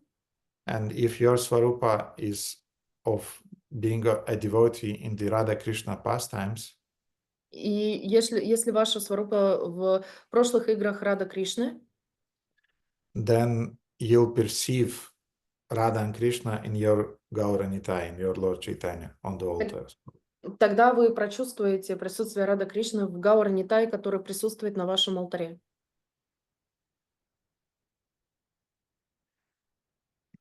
Okay, Sadbhuja Mataji.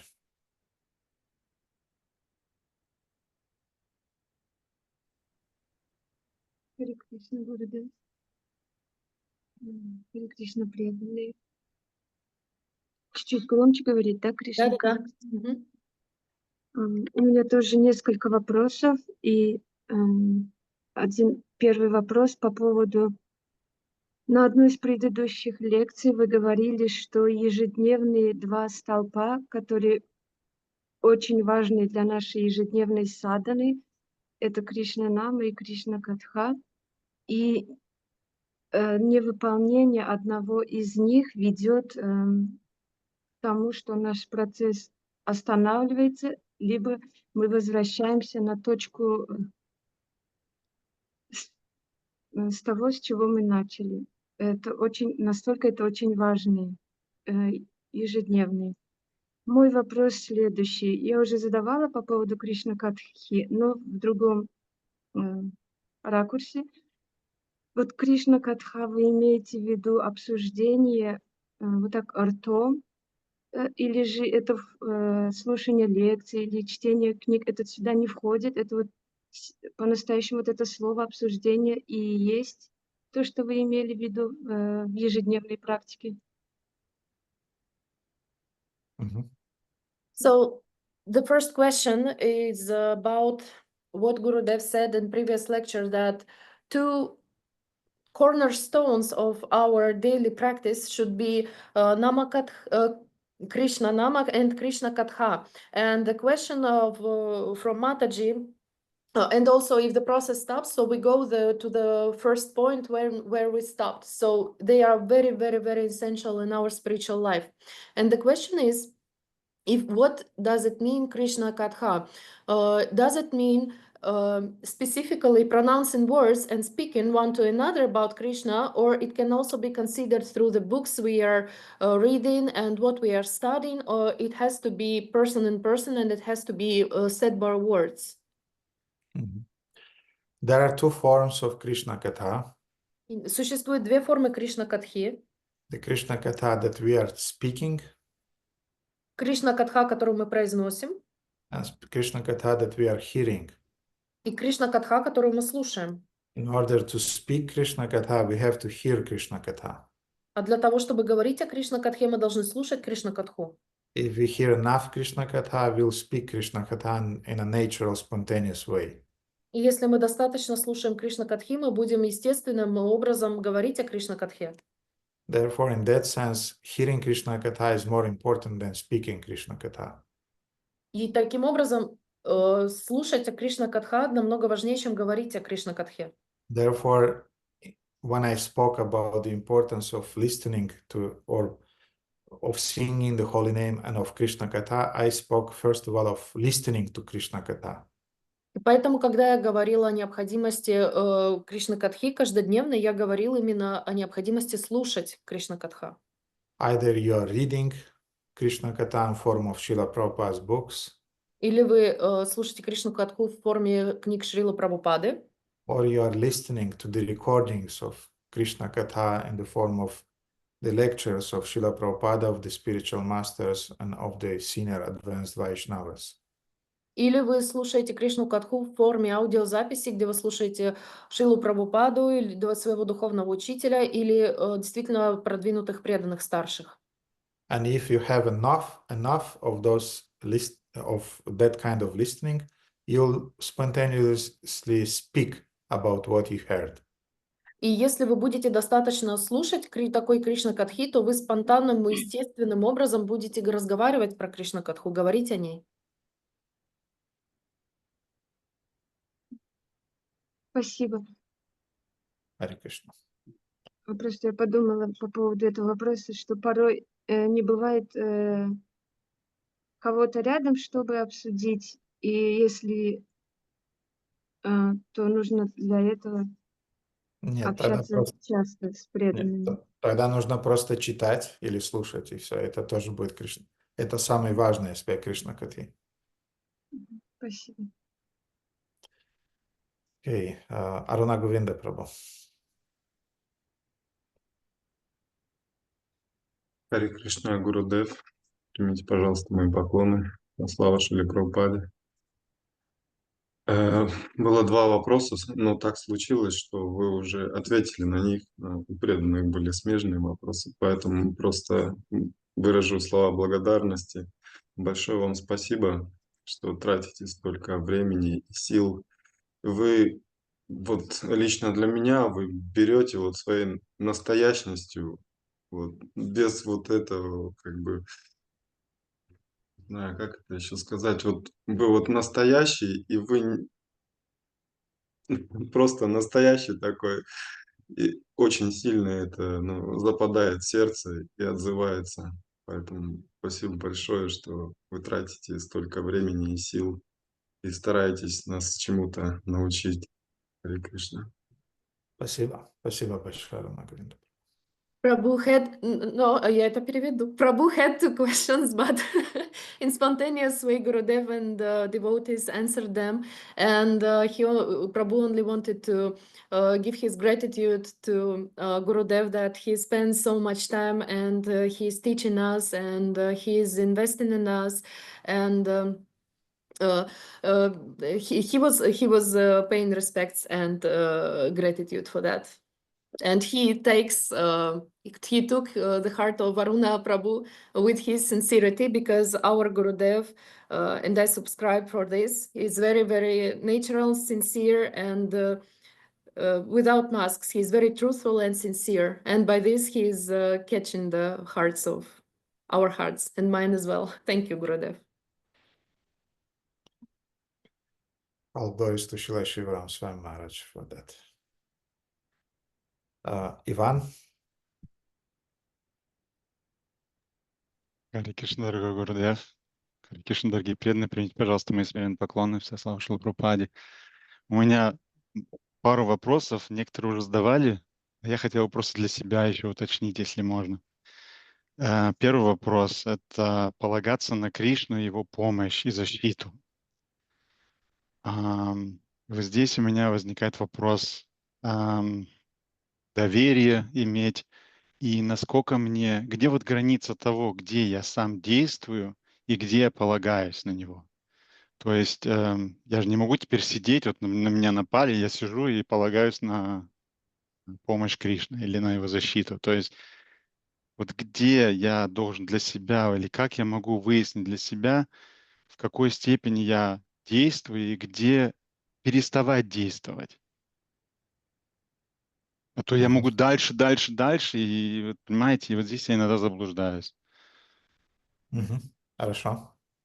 The question is about how to rely on Krishna and his help and his support and guardians. Where is the border where Prabhu is acting and where Krishna is acting? For example, if he is caught on the street and there is a threat, and should he be detached and surrender to Krishna, or he should act? Where is that thin fringe, the border and the limit where he is acting and when he is not acting and he's relying on Krishna?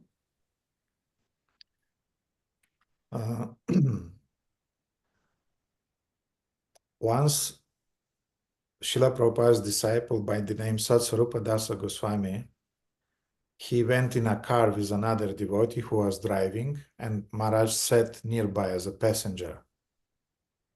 Однажды ученик Шрилы Прабхупады по имени Сатсварупа, Махарадж Госвами, они ехали вместе в машине, и Шрила Прабхупада был пассажиром, который находится Нет, не Шила Прабхупада был. Сацрупа Махарадж был пассажиром рядом с преданным, который вел эту машину. And the devotee looked at Satsvarup Maharaj and said, Maharaj, you should put your seat belt. И преданный посмотрел на Сатсварупу Махараджа и сказал, ты должен, господи, ремень безопасности застегнуть.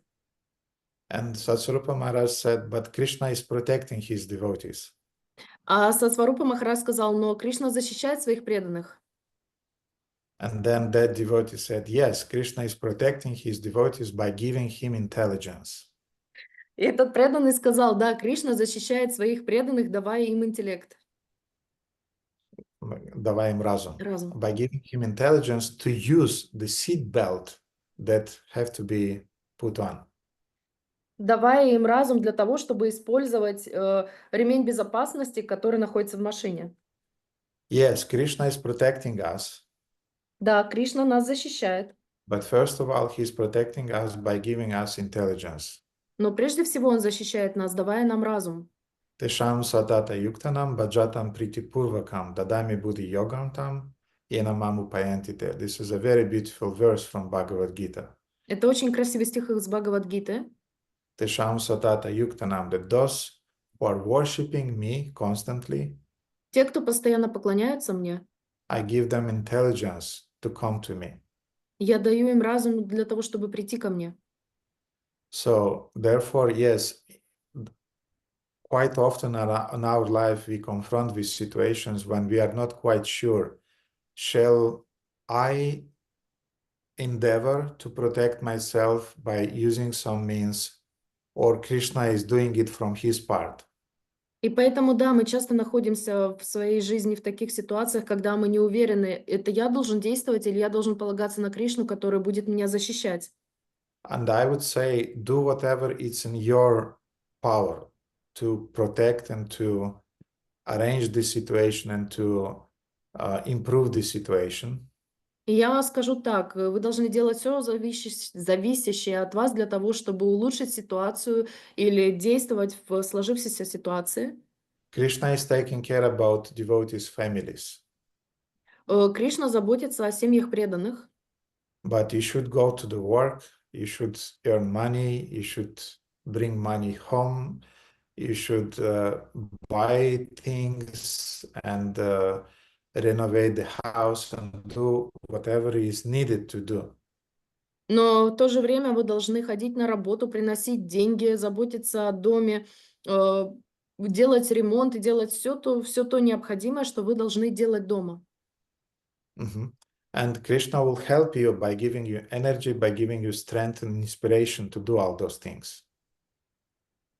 И Кришна вас поддержит, давая вам силу и энергию для того выполнения этих всех необходимых вещей. So Krishna is taking care, but you have to play your role. Поэтому Кришна заботится, но вы должны выполнять свою роль.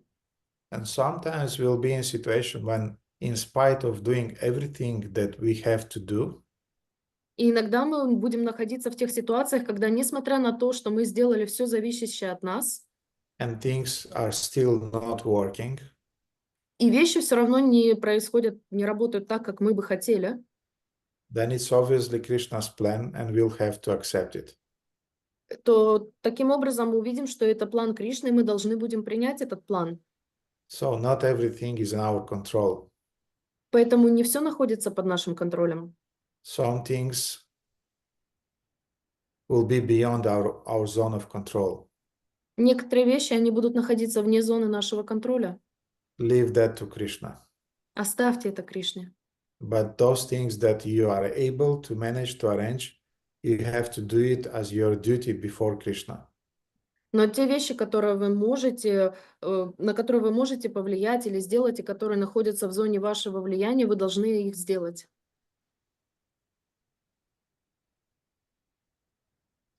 Вы должны их, сделать как ваш долг по отношению к Кришне. Спасибо большое. У меня теперь второй вопрос по поводу еды. Я иногда езжу в командировки и беру иногда просад с собой. Но я не могу на 3 дня с собой брать, потому что пища испортится. Поэтому я вынужден там есть. Я иногда хожу в магазин, покупаю себе, предлагаю на алтаре, который с собой беру. Но иногда мы с коллегами ходим, чтобы все равно быть в контакте, с коллегами ходим по вечерам кушать. И я не знаю, насколько это правильно, хотел просто у вас уточнить. Если я выбираю, конечно, то, что нам разрешается есть, и, во-вторых, перед тем, как я ем, я прошу Кришну, чтобы я не перенял сознание этого человека, который приготовил это. И как могу, предлагаю. То есть я стараюсь вытягивать время, чтобы вот, Кришна, я тебе предлагаю эту пищу, мантру поговариваю, но люди сидят вокруг, но я все равно стараюсь по максимуму.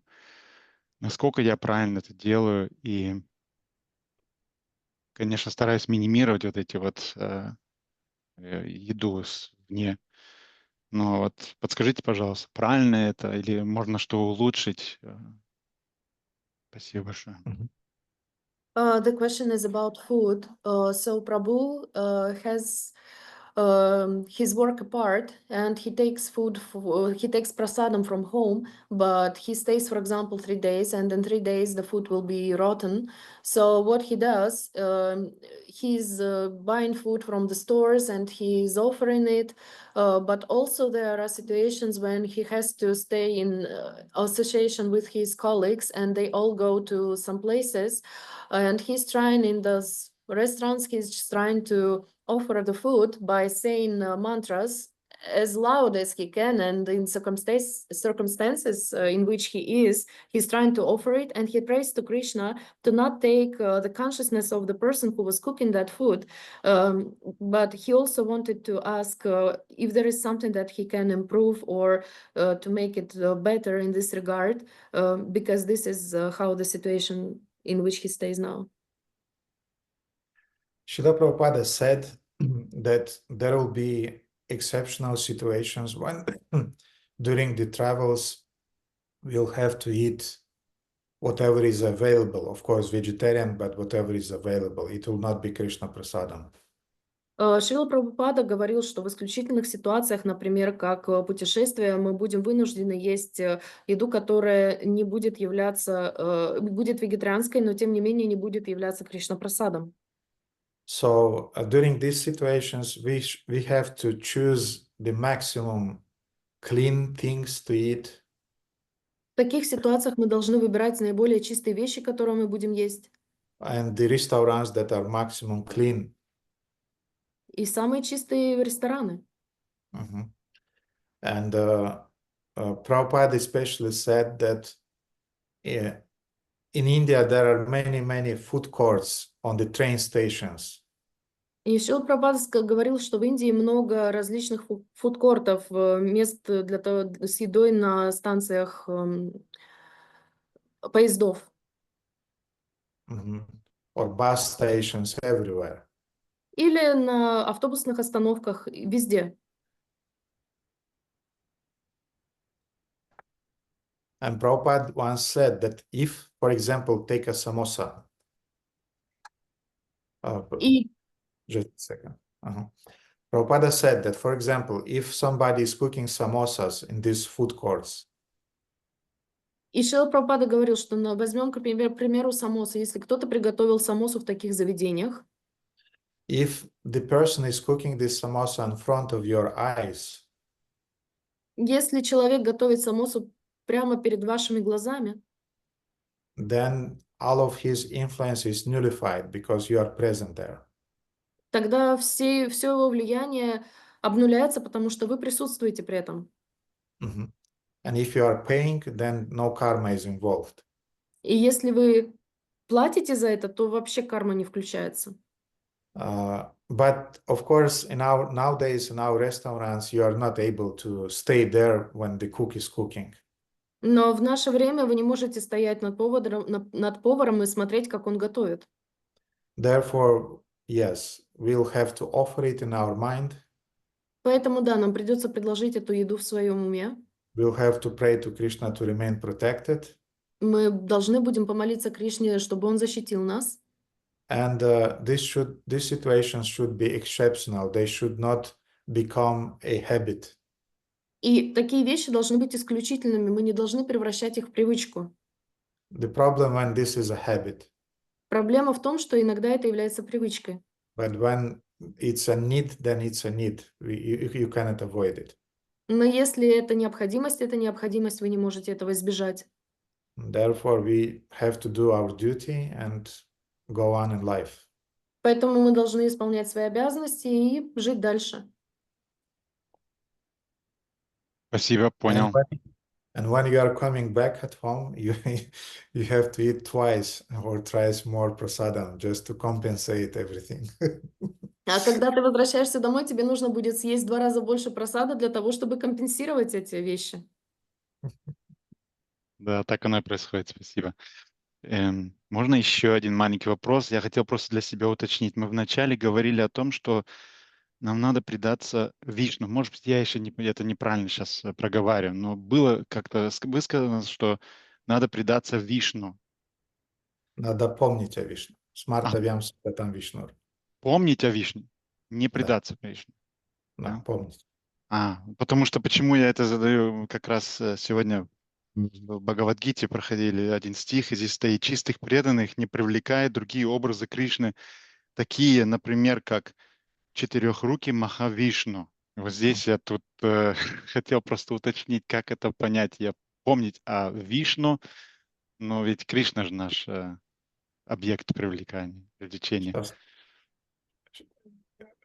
Сейчас Кришнаканта переведет, и я отвечу.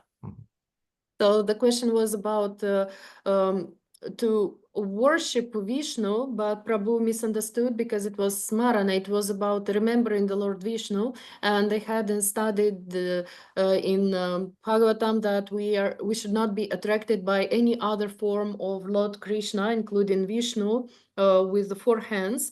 And Gurudev explained that it was about remembering, and now he will elaborate this question. According to Brahma Samhita, Krishna is the source of Vishnu. В соответствии с Брахма-самхитой, Кришна является источником из Вишну. Источником Вишну. Источником Вишну. And there are many other references in the Vedas. И существует много отсылок в Ведах к этому, which confirm the idea described in Brahma Samhita. которые подтверждают идею в Брахма-самхите. Ishvara Parama Krishna Sachitananda Vigraha Anadiradir Govinda Sarva Karana Karanam. Ishvara Parama Krishna, amongst all the Ishvaras, all the gods, Krishna is the supreme controller, Ishvara, original one. Из всех богов Кришна является Ишвара, изначальным. Sachitananda Vigraha, he has a form which is eternal, blissful, and full of knowledge. Он представляет свою форму, которая является благостной, полной знания. Блаженство. Блаженство, да. And Sarva Karana Karana means he is the cause of all causes. И означает, что он является причиной всех причин. Including the cause of Mahavishnu. Включая причину Махавишну. Sometimes the Vedas describe that Krishna is an avatar of Vishnu. Иногда Веды описывают, что Кришна является аватаром Вишну.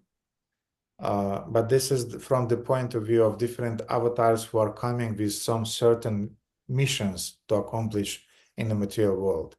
Но это является с той точки зрения, что аватары приходят на Землю с определенной миссией, которую они должны выполнить по отношению к этому миру. And those missions of saving the devotees and reestablishing the moral and spiritual principles of Dharma usually are accomplished by Lord Vishnu. И весь этот долг, который состоит в том, чтобы восстановить дхарму и для того, чтобы восстановить мир, они обычно выполняются Господом Вишну. But Krishna is the source of all of them, all those avatars of Vishnu. Но Кришна является причиной из всех них, он является причиной для всех аватаров Господа Вишну. So in that sense we can say there is no difference between Vishnu and Krishna. И поэтому можем сказать, что в этом смысле нет разницы между Вишну и Кришной. From the point of view of tattva, of truth, they are the same. С точки зрения татва истины, они являются одним и тем же.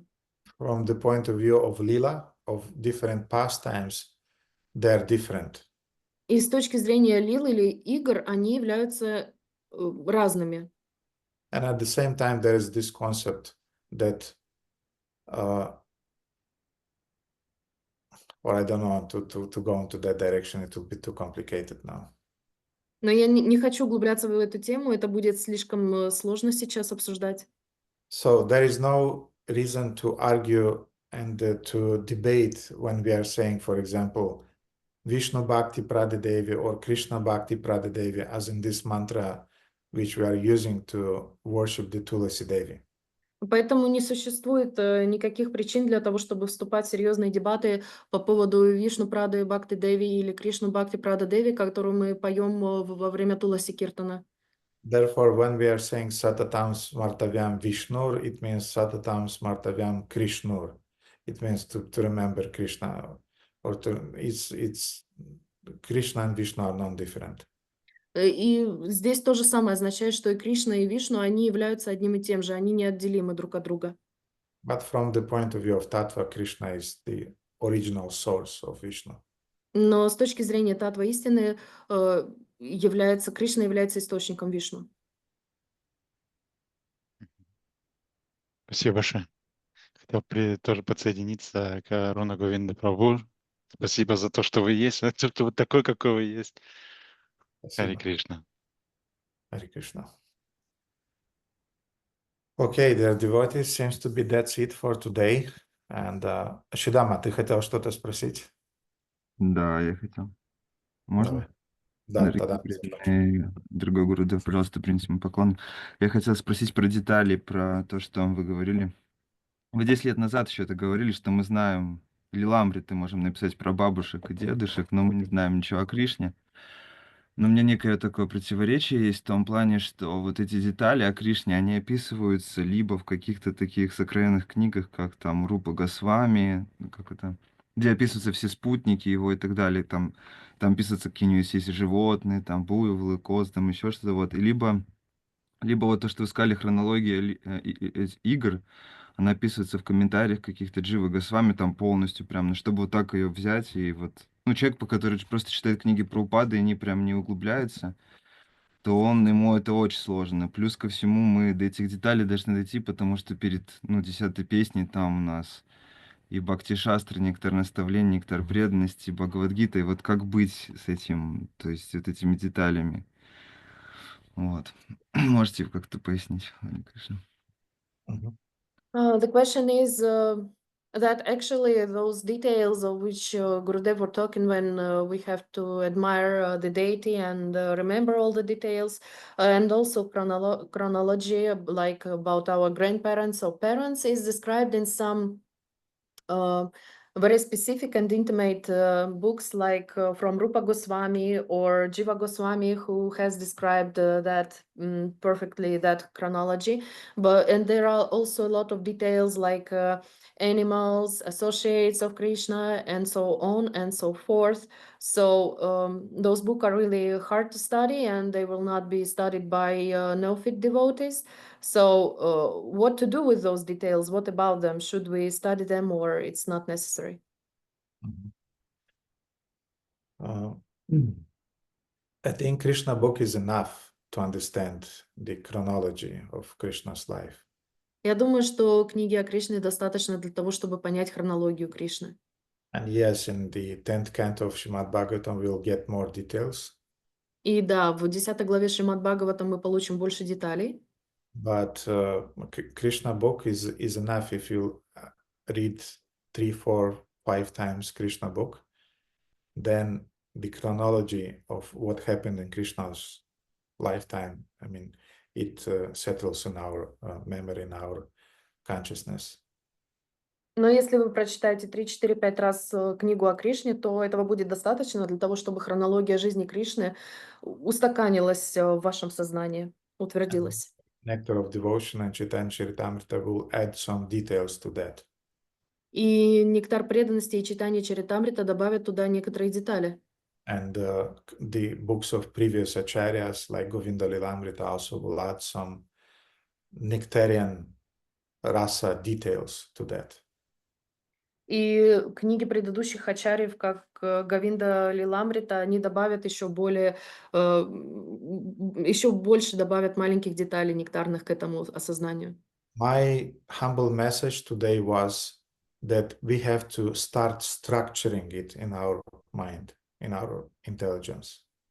Мое скромное и смиренное послание на сегодня было о том, что мы должны начать структурировать хронологию в нашем сознании. And when we propose to ourselves that this is what I want to do, then we'll see that this puzzle of different leelas, different descriptions, they will arrange themselves in some chronology. И когда мы поставим себе такую задачу, чтобы у нас была в голове хронология этих событий, то все эти различные кусочки пазлов начнут складываться в одну четкую и ясную картину. But this would be a good idea for some devotee in the future, to make a chronology, like we have chronology of Srila Prabhupada's life. The same thing to do with life of Krishna in a short way, not in an extended way, but in a kind of short way. Krishna first was born in Gokula, then he went to Nandagram, then he went to Vrindavan, then he went to Mathura, then he went to Dwaraka, and so on and so on. This would be really a great idea to make it a short version of Krishna's chronology in life.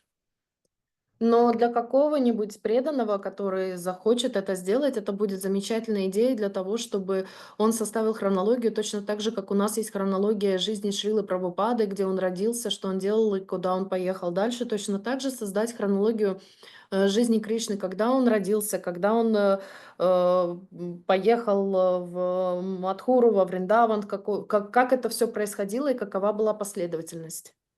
When he came back actually to Vrindavan for a few months, Jiva Когда он снова вернулся во Вриндаван на несколько месяцев.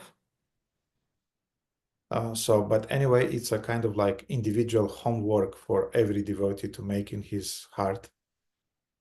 Но в любом случае это является своего рода домашним заданием, которое должен выполнить каждый преданный в своем сердце. And maybe some devotees will feel that this task is not yet relevant for them yet. И, возможно, некоторые преданные почувствуют, что такое задание еще, что они не готовы к такому серьезному заданию пока что. But in the future, definitely everybody will have to do it for himself. Но в будущем определенно каждый преданный должен будет выполнить это задание для самого себя. Because that's how our real smarana will start. Потому что именно так начнется наша настоящая смарана.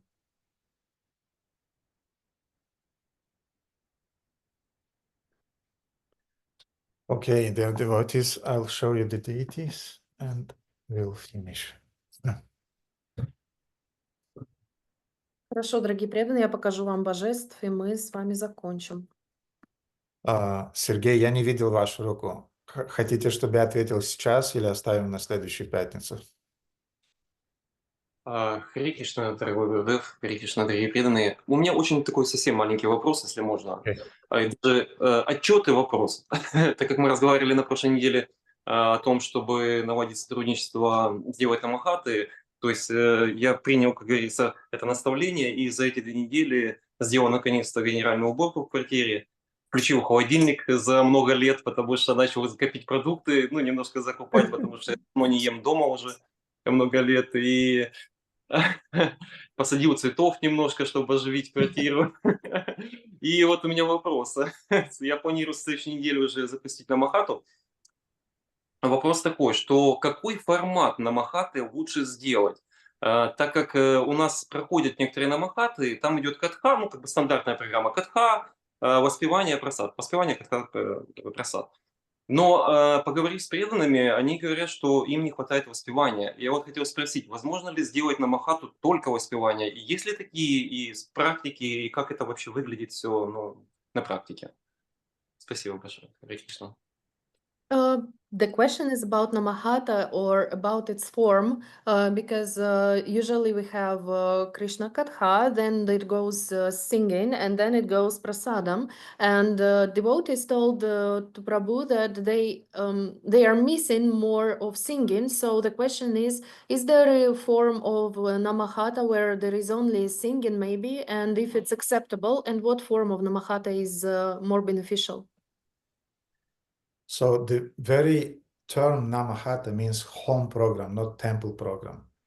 Само словосочетание Намахата означает программа домашняя, а не программа храма. Which means that you are not obliged to follow some strict temple programs. Что означает, что вам не нужно следовать в обязательном порядке определенному распорядку в храме. Krishna Katha, Krishna Kirtan, and Krishna Prasadam should be provided during those programs, home programs.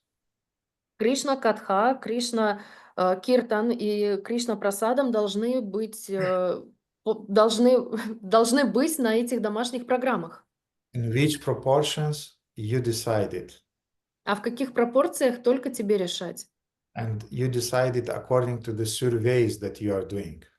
И ты будешь основываться на surveys. На обратной связи, которую ты будешь получать от преданных, которые приходят на эти намахаты. Our Baladev, his first namahatas, he was doing it here in the woods. Баладев, наш в Бухаресте, он пел первые намахаты здесь в лесу в Бухаресте. And they were using a Baladev, cum se numește arcul ăla? Лук. Bow. Bow. Yes, he gave me a bow. This was one of his birthday presents to me.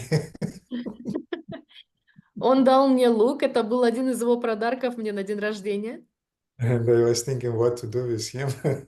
И я думал, что же с ним делать. And I gave to Baladev back, and I said, you use it with devotees when you are going outside sometimes. И я сказала ему использовать этот лук с преданными, когда они иногда выбираются. And that's exactly what Baladev did. И это именно то, что сделал Баладева. And when they went to the woods, they were shouting arrows using this bow. И когда они поехали в лес, они стреляли стрелами из этого лука.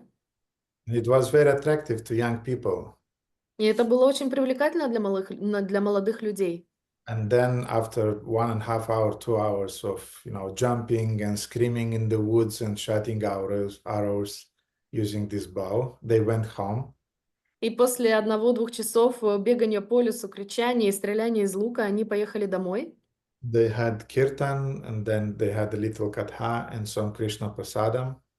И у них был киртан, небольшая Кришна Катха и прасадам. And devotees, Krishna's friends, they appreciated this program very much. И преданные, друзья Кришны, им очень сильно понравилась такая духовная программа. Therefore, we have namahatas for very, very beginners. Поэтому у нас есть программы намахаты для самых-самых начинающих.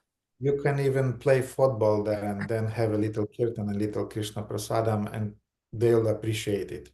Вы можете там поиграть в футбол, а потом немного Кришна Катхи, прасадам, и им это очень понравится. Or you have namahatas for devotees.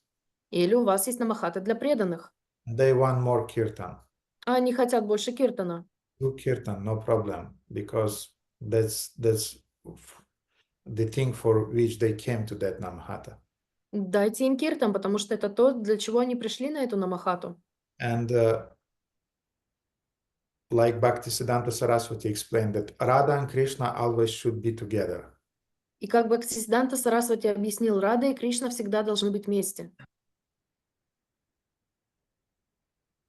I don't remember exactly which one is what, but I think Radha is the kirtan and Krishna is Krishna Katha. They have to be together. И я не помню, как там было точно, но я думаю, что Рада это киртан, а Кришна это Кришна Катха, и они всегда должны быть вместе. You cannot have kirtan without Krishna Katha. У вас не может быть киртана без Кришна Катхи. Therefore, if they want the main thing to be kirtan, no problem. Поэтому, если они хотят, чтобы основным было киртан, никаких проблем. But then you can spend 10 minutes just to read a few verses from Bhagavad Gita to have some Krishna Katha. Но потом нужно провести где-то 10 минут с чтением стихов из Бхагавад-гиты для Кришна-катхи. Не то чтобы нужно, можно это сделать. Мгм. So, and then you'll have everything. You'll have Krishna Kirtan, you'll have Krishna Katha, you'll have Krishna Prasadam. И тогда у вас все будет вместе. Кришна-киртан, Кришна-катха, Кришна-прасадам. And the prasadam should not be very, very opulent during those Namahata programs. И не нужно делать торжественный какой-то большой, огромный стол для просад во время этих программ домашних. This is a mistake that devotees are doing often, Это ошибка, которую часто совершают преданные. especially the wives of devotees who are inviting devotees at their Namahatas at their homes. Особенно жены преданных, мужья которых приглашают на программы домашние преданных. The wives in the beginning are getting very fired up that I'll cook such a nice feast for the devotees. Сначала жены думают на энтузиазме, что вот я сейчас преданным сейчас такого всего наготовлю. One Namahata it was okay, the second it was okay, but the third one it's already difficult. Первую намахату ничего, вторую тоже все получается, на третий раз это уже сложно делать. Because you have to buy everything, you have to cook everything, you have to clean everything afterwards. Потому что тебе нужно все это купить, тебе нужно прибраться, а потом тебе еще нужно будет прибраться после того. Приготовить и потом прибраться после этого. Therefore, it can be just some I don't know, fruit salad, some cake, and some little juice, little drink, and then... Я прервался, да? Не-не, все нормально, я услышала. И тогда это может быть просто какой-то, я не знаю, фруктовый салат, это может быть какой-то пирог, может быть или торт, и может быть какой-то сок. So, I mean, this prasadam cooking should not be an over endeavor which just kills in you any enthusiasm to hold regularly these Namahata programs. И поэтому просад не должен быть таким торжественным, который убьет в вас самое последнее желание когда-либо еще проводить намахаты у себя дома. Simple prasadam. Простой просад. And kirtan, more kirtan or more Krishna Katha, depending on the what devotees are expecting. И больше Кришна-катхи или киртана в зависимости от того, что от вас ожидают преданные. Спасибо, дорогой Рудольф. Я просто вы ответили на все вопросы. У меня просто их было очень много по этому поводу, но вот вы как раз развернули это все и ответили, потому что у меня как раз два формата намечается для старших преданных, да, так назовем, и для начинающих, потому что мы бегаем с начинающими преданными много, как сказать, по субботам, я имею в виду, оздоравливаемся, да. Мы бегаем и сразу идем на намахату ко мне, вот в таком духе. Я просто раньше делал немножко так. И вот хотел это спросить еще раз, как это лучше всего, да. И по поводу просада, да, я тоже думал, что больше делать это фрукты. Потому что я сам на середине практически нахожусь. Да, отлично. Успехов вам, Сергей, тогда. Спасибо вам большое. Харе Кришна. Если кто-то сделает какие-то фотографии на этих намахатах, можете мне выслать, я буду рад посмотреть. Okay. Это не обязательно, если кто-то будет делать или вы сделаете, то я буду рад. Okay.